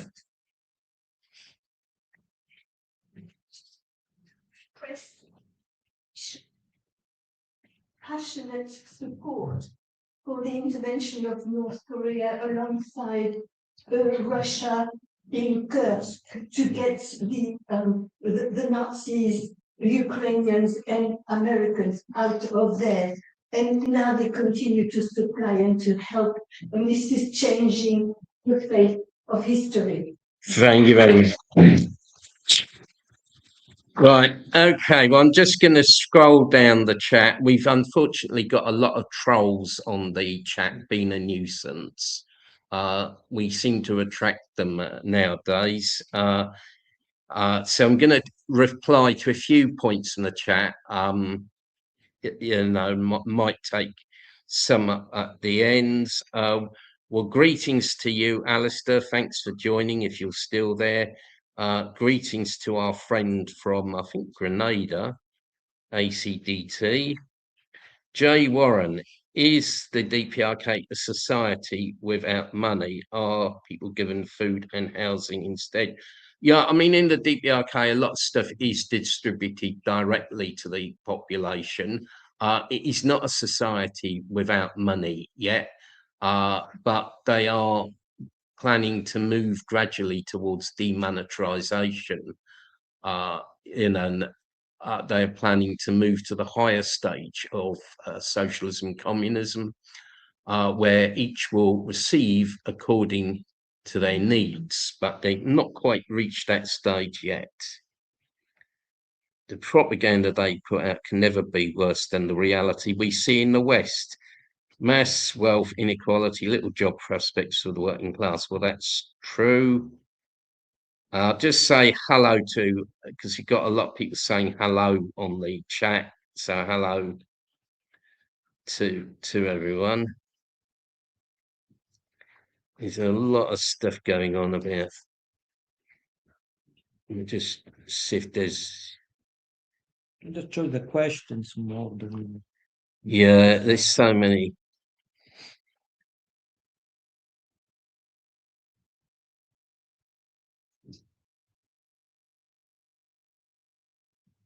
And the middle we will have break. I will serve tea and coffee by the window from the kitchen. So any orders in the middle and the break, please. Right. Okay.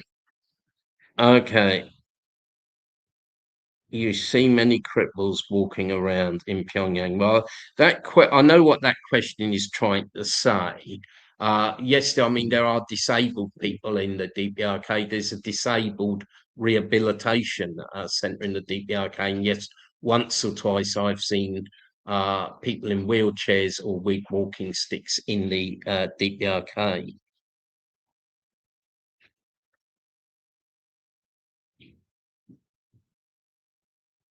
Oh dear, there's stuff that's unrepeatable. Choose maybe 3 or then 2, 3, and you have a break that we can follow it. And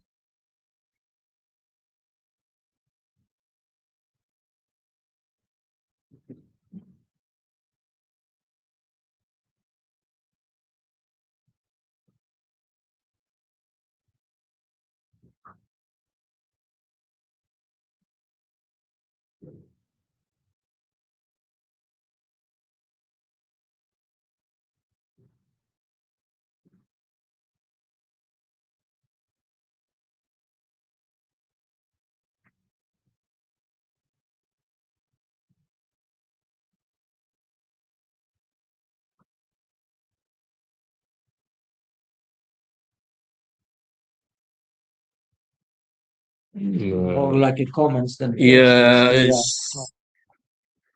right. Well, anyway, Yeah. I'll announce to people watching the chat. We're going to take a break here for about 15 minutes while the actual audience here, of which there are many, are going to have tea, coffee, and biscuits. So we come back in 15 minutes. So this will be, we'd be off air for about 15 minutes. We come back, we'll have some more speeches, and if people want to put serious questions in the chat, I'll try and answer them at the end of the towards the end of the meeting, because just got 1 or 2 short presentations. So anyway, we're breaking now, and if you'd like to go and get tea and coffee, please do so. What is next?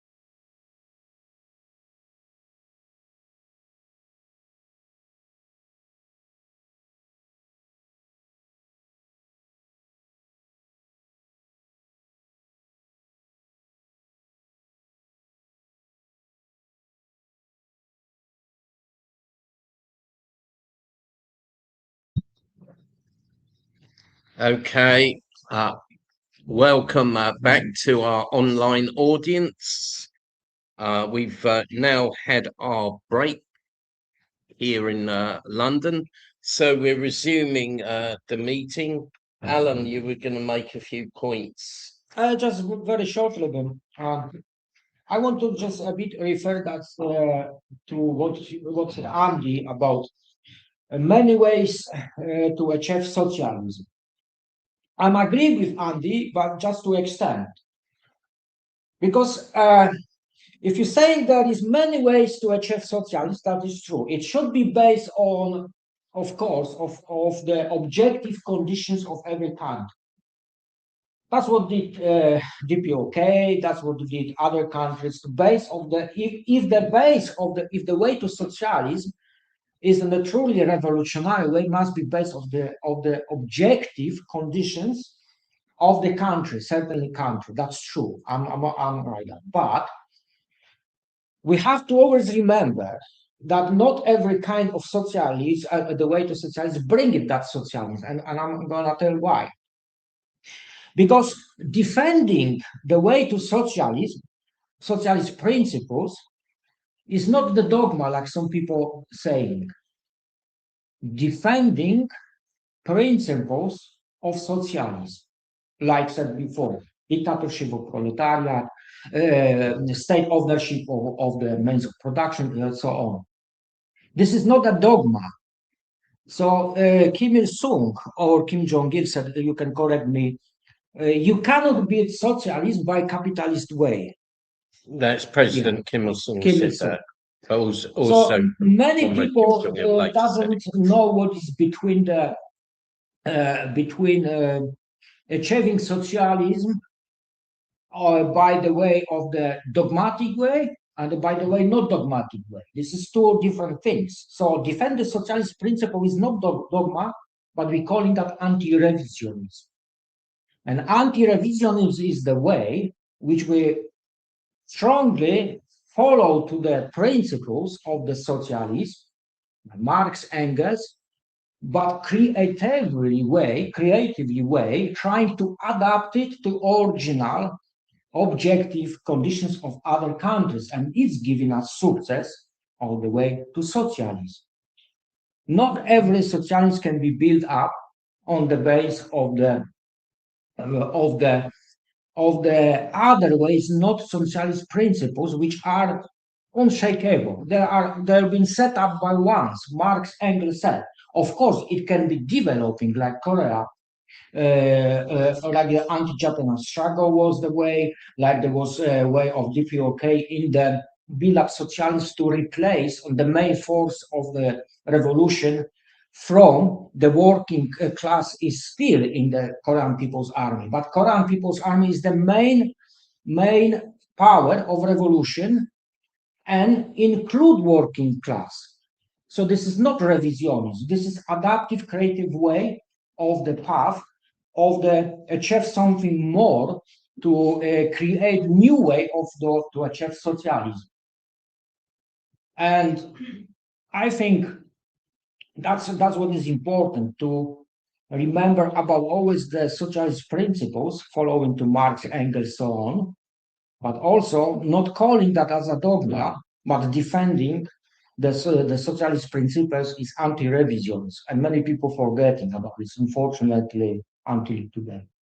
Right, thank you very much, Comrade Alan.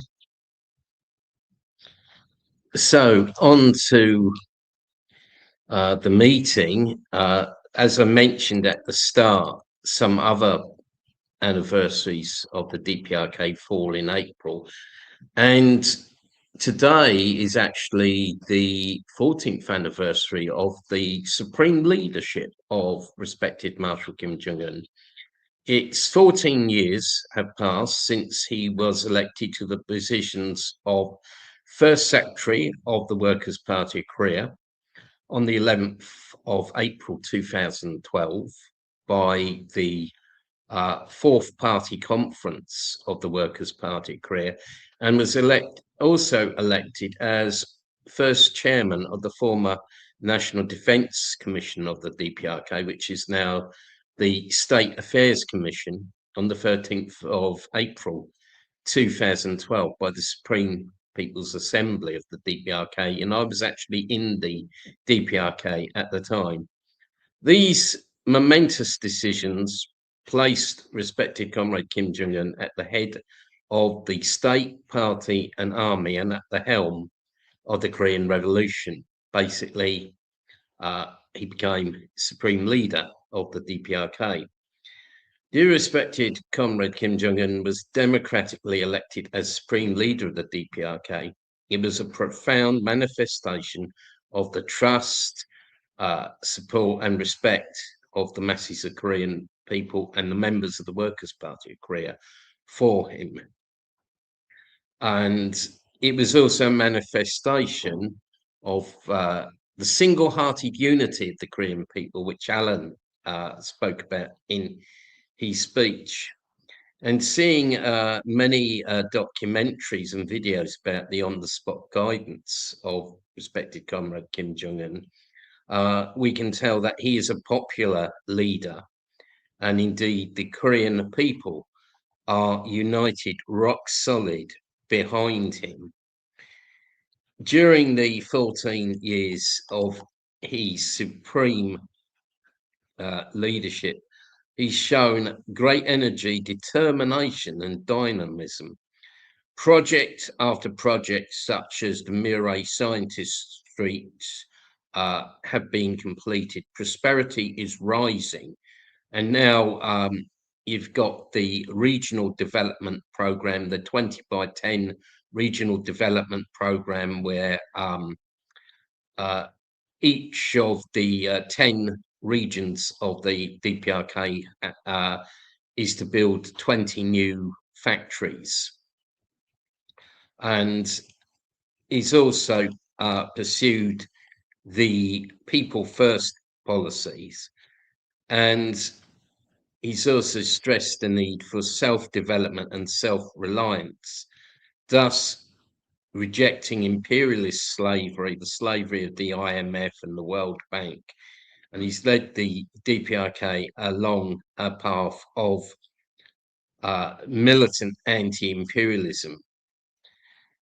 And I think also one of the most significant achievements has been in the field of defence building, where under his leadership, the DPRK has become a socialist nuclear power.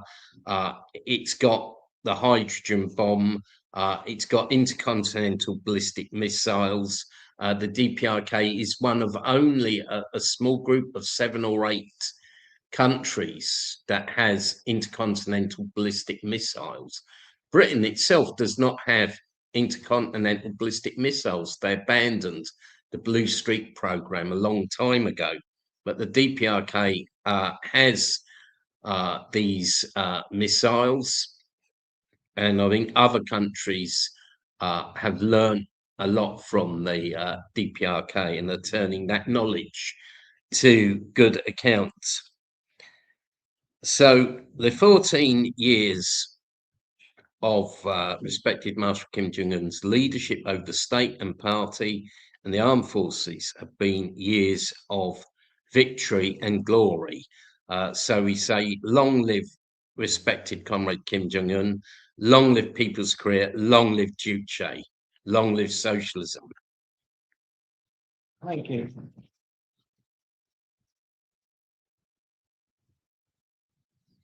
Right, and of course the other anniversary on the 25th of April, which I'll just say a few words about, is the anniversary of the Korean People's Revolutionary Army, the forerunner of today's modern Korean People's Army.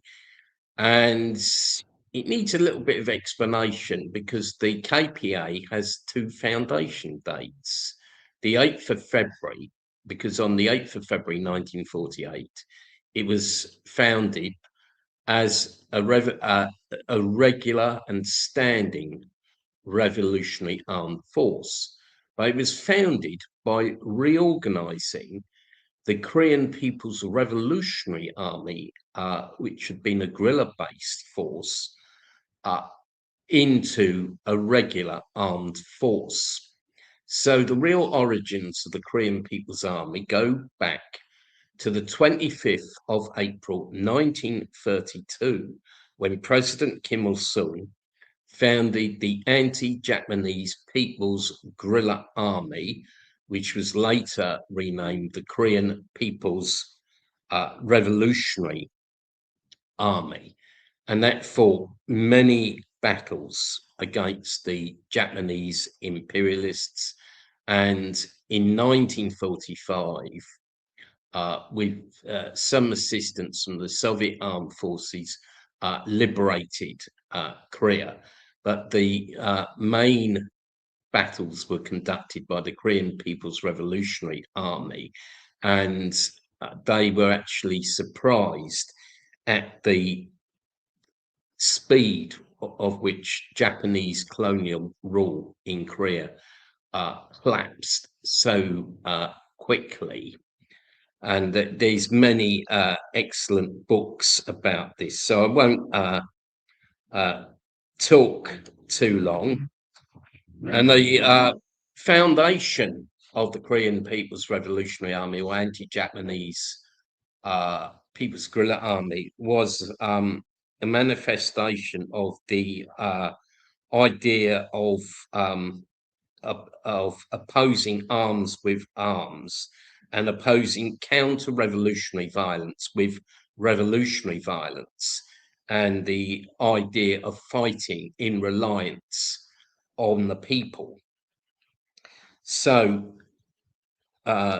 preparations were made for founding the Anti-Japanese People's Guerrilla Army, and that was founded, as I say, on the 25th of April 1932 by Koreans who'd been exiled to Manchuria. It was founded in Antu, and as I said, it's fought in the spirit of self-reliance against the Japanese imperialists. And you know, they say from a small acorn a mighty oak can grow.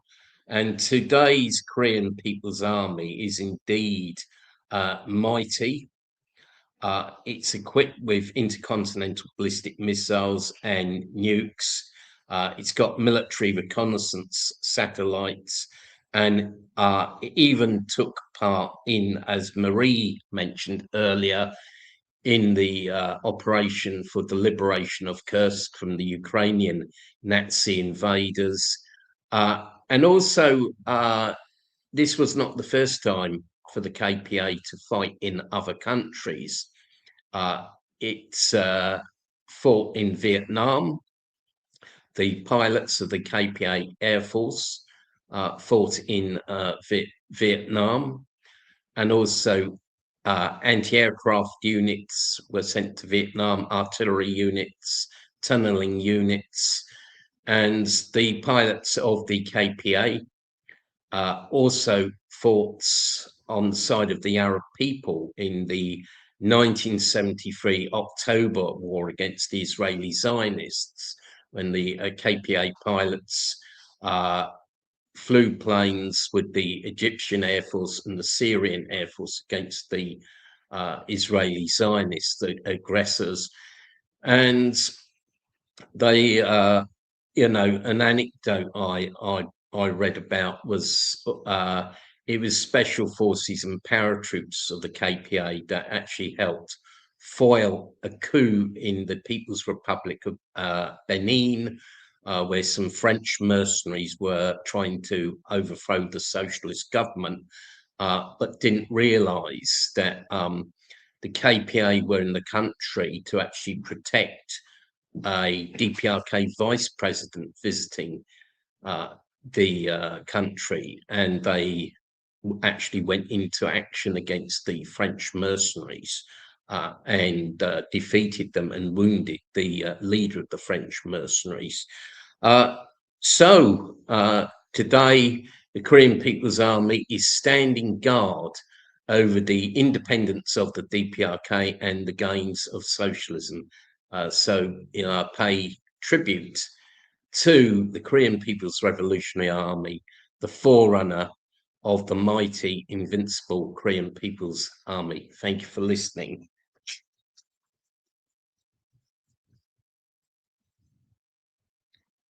Okay, right. Well, I shall sift these. I mean, the live audience,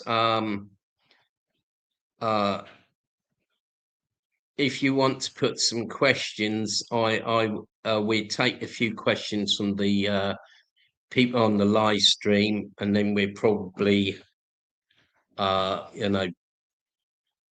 shut down the live stream, and we sort of move to conclude the actual real life meeting. We got a message to adopt at the real life meeting. We probably closed the live stream before that. Right. Okay, well, there's a South Korean fascist troll on the stream, so I'm just banning them. Yes, yes. Yes to that.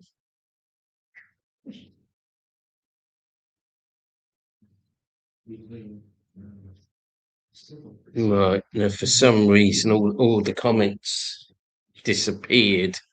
So you can take some from the audience. Okay, right.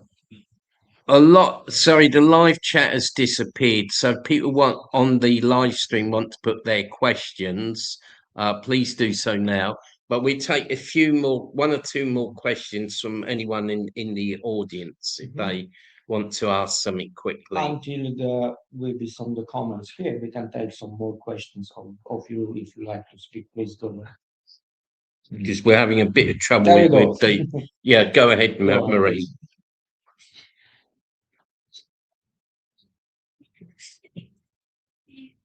Housing free, education, transport, everything, and you mentioned housing. I believe this, but how is now the revenue going into the hand of the state? So is it functioning through the ownership of everything, or what sort of system is there for distribution? You mean for education? Distribution of the revenue. So the state has to have, surely, to make an education free, the state has to have a revenue. And if there's no taxation, then I wonder how it works. Okay, right. Well, I've got the chat back, so That's good. I don't know why it disappeared, but I'll take your question, and then I'll take the questions from the people on the stream.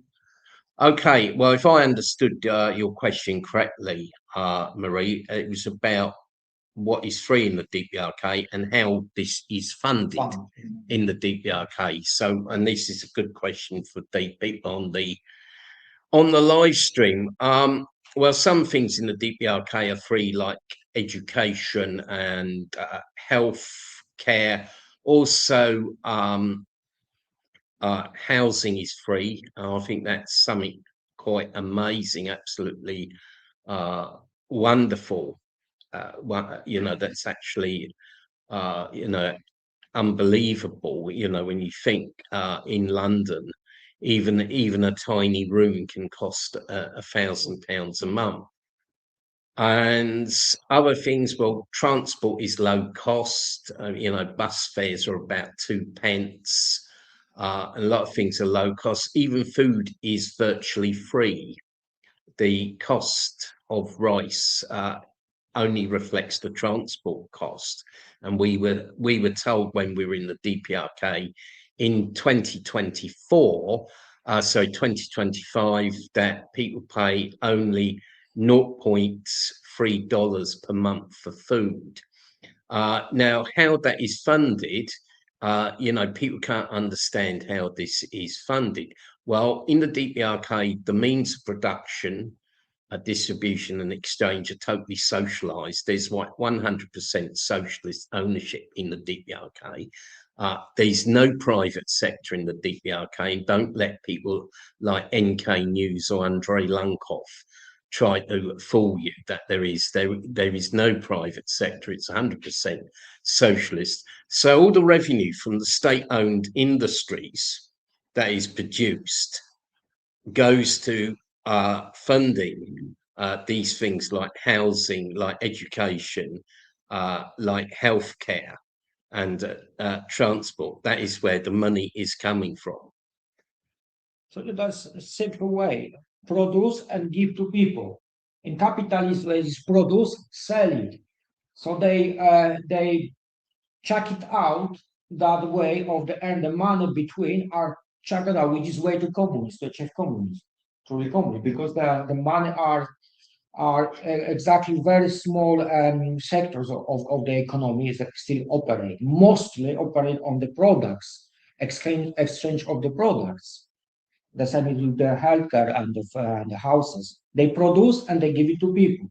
In capitalism, they produce, sell it, achieve profits again, and speculation or whatever and so on. So that's the different two ways. That's why that's the Yeah. So I wouldn't even say that's the financial funds. No, that's the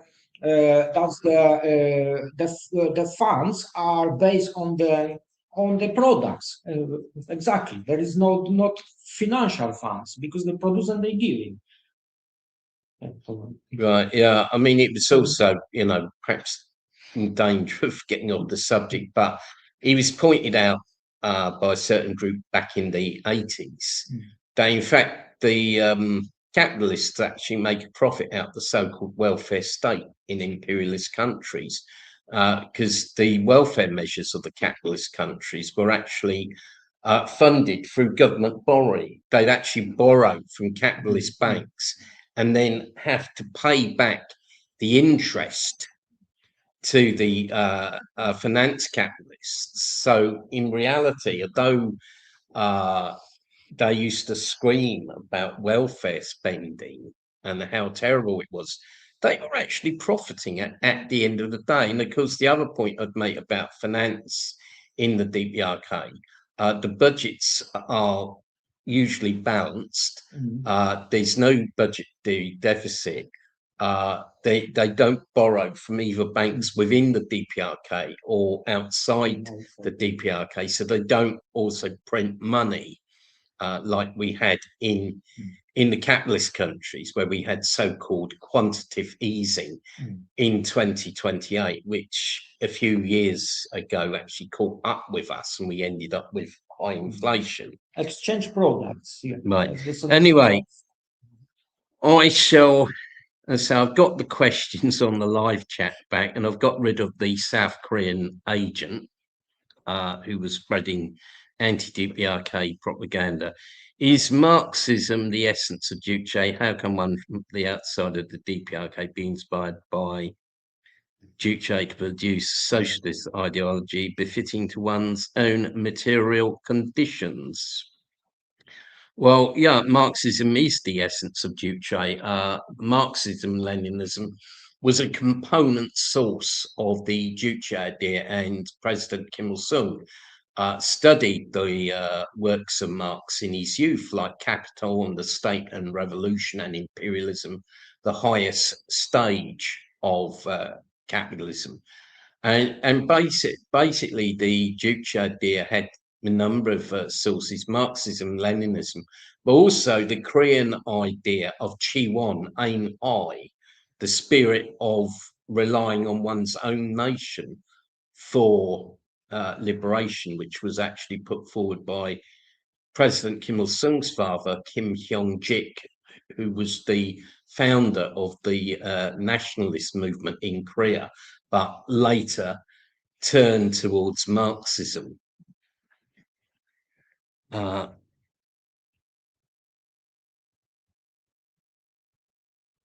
And how can one from outside the DPRK be inspired to produce a socialist ideology befitting? Well, I think it is for people in each country to decide the way that they apply it and how they study the experience of the DPRK and apply it. Obviously, in different countries, there's different ways.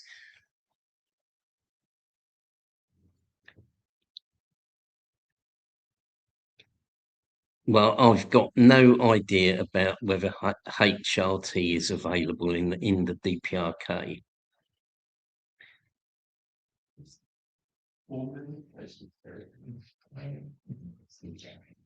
Yeah, sorry, that was a question that came up in the chat. We've got all sorts of people asking funny questions. Right. How did Kim Il-sung come to communism as the solution? Well, again, I'm not sure how this question is being formulated, but what I think the person asking the question means is basically when Korea was a colony of Japan and President Kim Il-sung was a young man, he saw the need to liberate Korea from Japanese rule and to build a new society conforming to the interests of the masses. And he looked at the bourgeois nationalists, and they were a failure. They were a failure. They were sitting around in exile in Shanghai. They were trying to write petitions. They were trying to raise money to pay back money to Japan, all sorts of nonsense. So President Kim Il-sung at that point in time basically decided that communism, Marxism, Leninism was the answer, but not just that, that he needed to go among the popular masses, the ordinary people of Korea, like workers and peasants and student youth and so on. What's more to the Sangam than military first? Well, Sangam basically encapsulated a militant anti-imperialist spirit.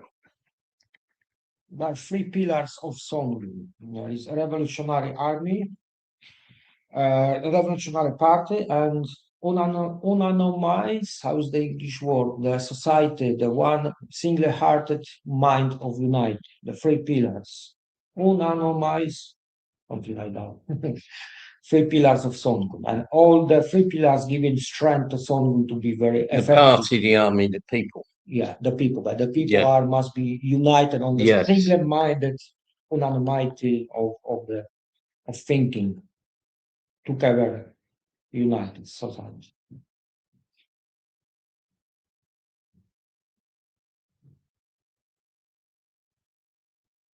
Well, there's quite a lot here. Quite a lot. Yes, please. Paul. In a way, kind of relates to what Maria says. I had the pleasure to travel to Czechoslovakia in 1978, 1979, and I met the doctor there, and we're just discussing the wage structure that was around at the time, how the system operated. And he said, it's really quite simple. There's only 3 wages permitted. There was 1 wage for people engaged in like workers, like fairly normal manual work or agricultural work. Then there was a higher one, which was probably double, which allowed for professionals, doctors, maybe politicians. And then if you were absolutely outstanding social society member in the form of being an outstanding former, an artist, or or scientist, that would be maximum 3 times the wage structure. And then he probably was a little bit misled, because he said to me, I've been living in England as a doctor, I'd be earning 10 times as much, which we know is absolutely untrue. It's some kind of some voice that was spread by, I don't know, Voice of America, Radio Liberty or something, Radio Free Europe. So there was this misconception. So I was just wondering what the system was, how it was operating for wages in North Korea, in the DPRK. Right. Well, to answer your questions, first of all, everything is governed by the socialist labour law of the DPRK, adopted in 1978. Secondly, from what I was told when we visited factories in the DPRK in 2018, 2019, we were told that there are wage differentials for workers with more experience and higher levels of skill, but the differential is 2 to 1, which might shock some people, but is actually very, very low. Because I read that the differential in the old Soviet Union was 30 to 1 or 20 to 1. In Cuba, it was 10 to 1.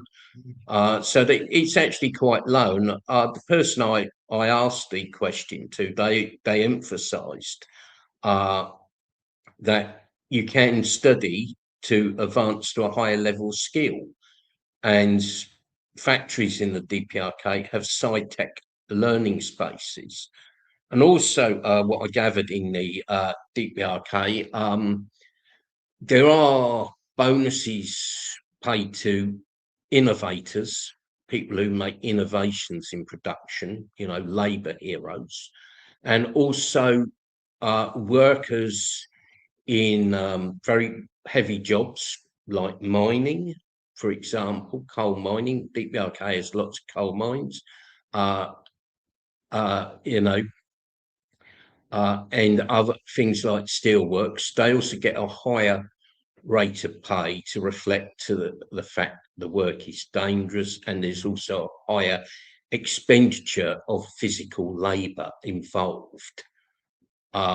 So that's basically what I understand of how wages work in the DPRK. Thank you. Right. There is another question, please. Yeah. Yeah, go ahead. Yeah. Yes, please. The thrust of the meeting is that the DPRK does everything its own way and is entirely separate in its ideology. It does things completely separately to the rest of the world. And I have a big problem with that, because I don't think there is a separation between Korea, although its self-reliance is great and its struggles in the way that it sticks up for itself and the way that it fights imperialism are excellent, but they're surely not separate to the rest of the world's struggle against imperialism and the crisis of imperialism. And I'd say that in two ways. In the post-war period, the great opening up of possibilities for the movement of socialism and anti-imperialism was surely the victories of the Red Army against Nazis, and the world-shattering impact that had on imperialism. And without that having happened, then this great wave of revolution, which was able to take place afterwards, would have been at least much more difficult, if not impossible. So it's completely connected to the struggles that were taking place everywhere else. And China is obviously the great example of a huge revolutionary consequence of the Red Army victories. So there's all that. And then there's the fact that if you're struggling in Korea now to maintain the economy, you have to put in huge amounts of resources into producing nuclear weapons and missiles and all the rest of it. I mean, it demands a huge amount from the people in North Korea to actually pour all these resources in. That wouldn't be necessary if the rest of the world was communist, if the rest of the world was socialist. So in the end, the solution to your problems and the solutions to the difficulties that everyone had are international. It has to be that we get rid of capitalism, all of capitalism. And you can't only talk about Korea, North Korea, without talking about the need to connect everything up to the rest of the world. And one final consequence from that is that if the Korean way was totally possible, how come Cuba's got so many problems? Cuba's got problems because it's virtually strangled by Western imperialism, which is sitting on its doorstep. They've done just as many brilliant revolutionary struggles. They did much Castro's struggle and then the struggles afterwards to build communism in Cuba are also titanic. And you could also say the same about Vietnam. You could also say in many ways about China, which is a worker state which is pushing forwards and fighting against imperialism. So you can't just analyze this in terms of Korea, surely. You have to analyze it in terms of an overall world perspective. And one final point about that is that certain aspects of that overall world perspective certainly are not just dogma. The idea that you have to fight a revolutionary struggle and that you have to develop a dictatorship of the proletariat, that's not, we can do it this way in one country or it might be different in a different country. No, that's basic. That's basic Leninism, basic Marxism.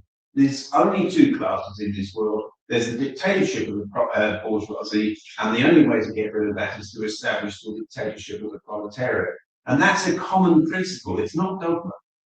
Right. Okay. Well, I'll take some of those points up, and then I'll answer just 3 questions from the live chat, and then we'll be closing the live chat and moving to the conclusion of the meeting, because we've got 2 things, 2 further agenda items for the meeting, and then we sort of aiming to close about 5 o'clock.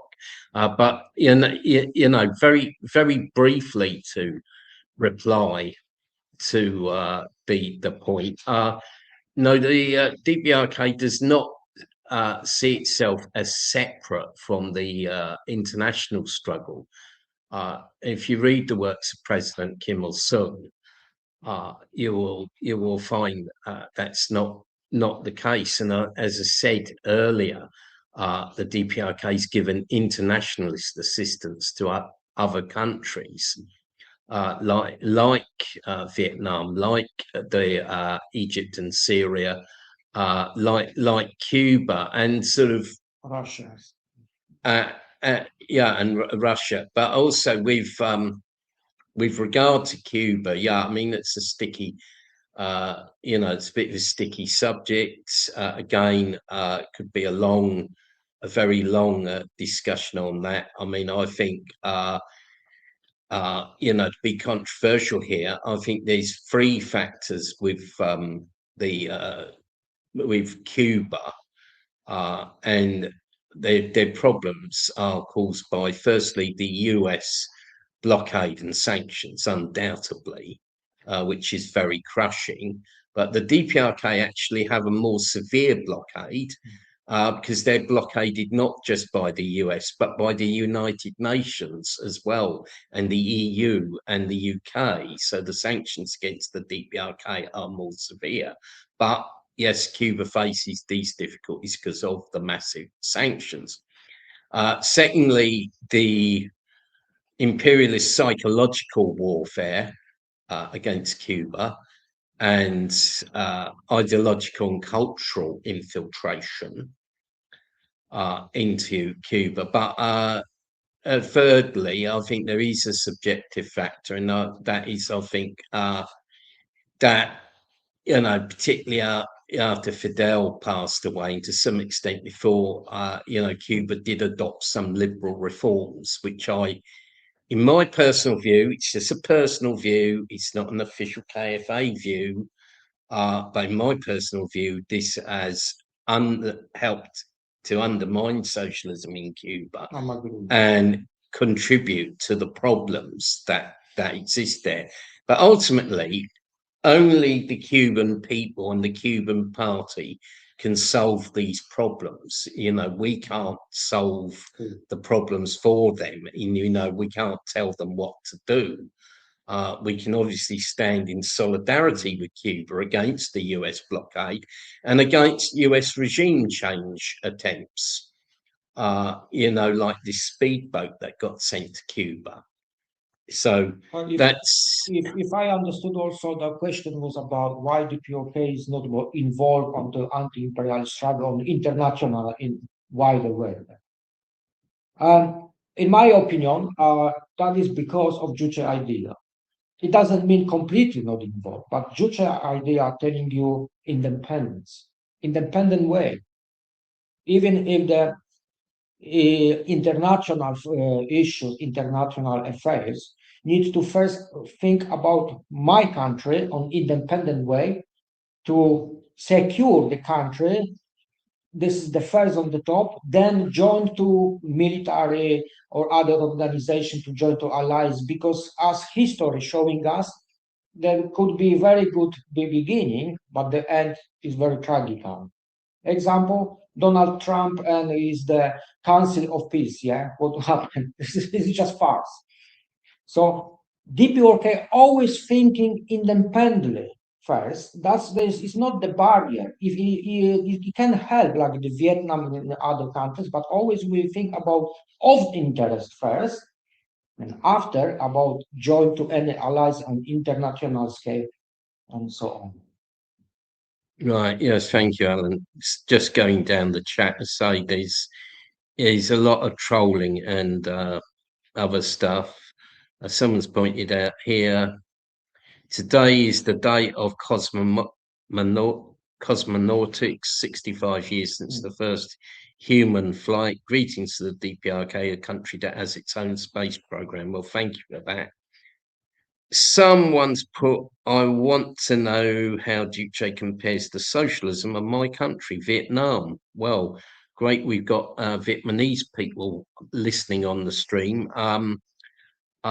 That would take a very long time for me to explain that. So that topic can perhaps be taken up on one of my live streams. But I mean, DPRK's basically, I think, just briefly, I think one of the main differences between the DPRK and Vietnam is the DPRK has not gone in for reform and opening up, because in the 1980s, Vietnam adopted reform called Due Moi, I believe, and the DPRK has not gone down that route. But I don't really know an awful lot about Vietnam. Maybe this viewer would like to sort of say more on one of my other live streams.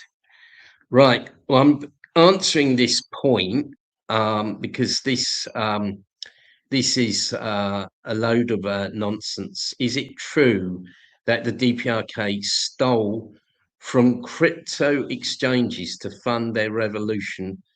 Base. Well, no, this is false propaganda by the imperialists. And, the aim of this propaganda is not just to smear the name of the DPRK, but to try and bring down even more sanctions on the DPRK and also harass Korean citizens, ethnic Koreans living in different countries, accusing them of being DPRK agents stealing cryptocurrency. It's not true. It's self-reliance that powers the Korean Revolution, not cryptocurrency. Okay, here's one for you, Alan. Slightly off topic, does Comrade Alan Bollen have any social media? He wants to discuss Polish socialism with you. Well, yeah, I mean, if this person's still there, Bertram Clement, quickly answer Alan's on Facebook. You can find him on Facebook. On Facebook, Alan Bolons, and we can discuss some issues about socialism. Yes, if I find the time, which is very difficult, but I will try my best. Is it possible to study in the DPRK? Well, briefly, yes. Kim Il-sung University take international students to study Korean language. You can study there. And I know at least one KFA member in Spain, Lorenzo, who studied at Kim Il-sung University, did a Korean language course. So you can do that.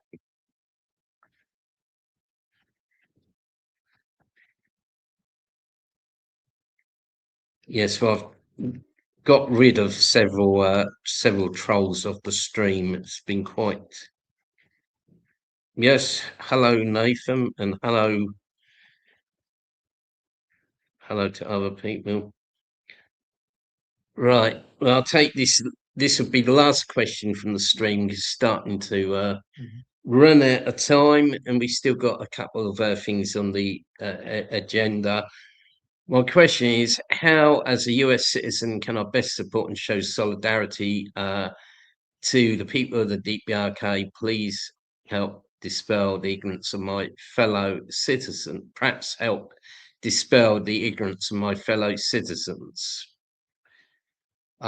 Well, the answer is very simple. Join KFA. We've got KFA in the USA, believe it or not. Join KFA and participate in their activities. You know, that's the simple answer. Right.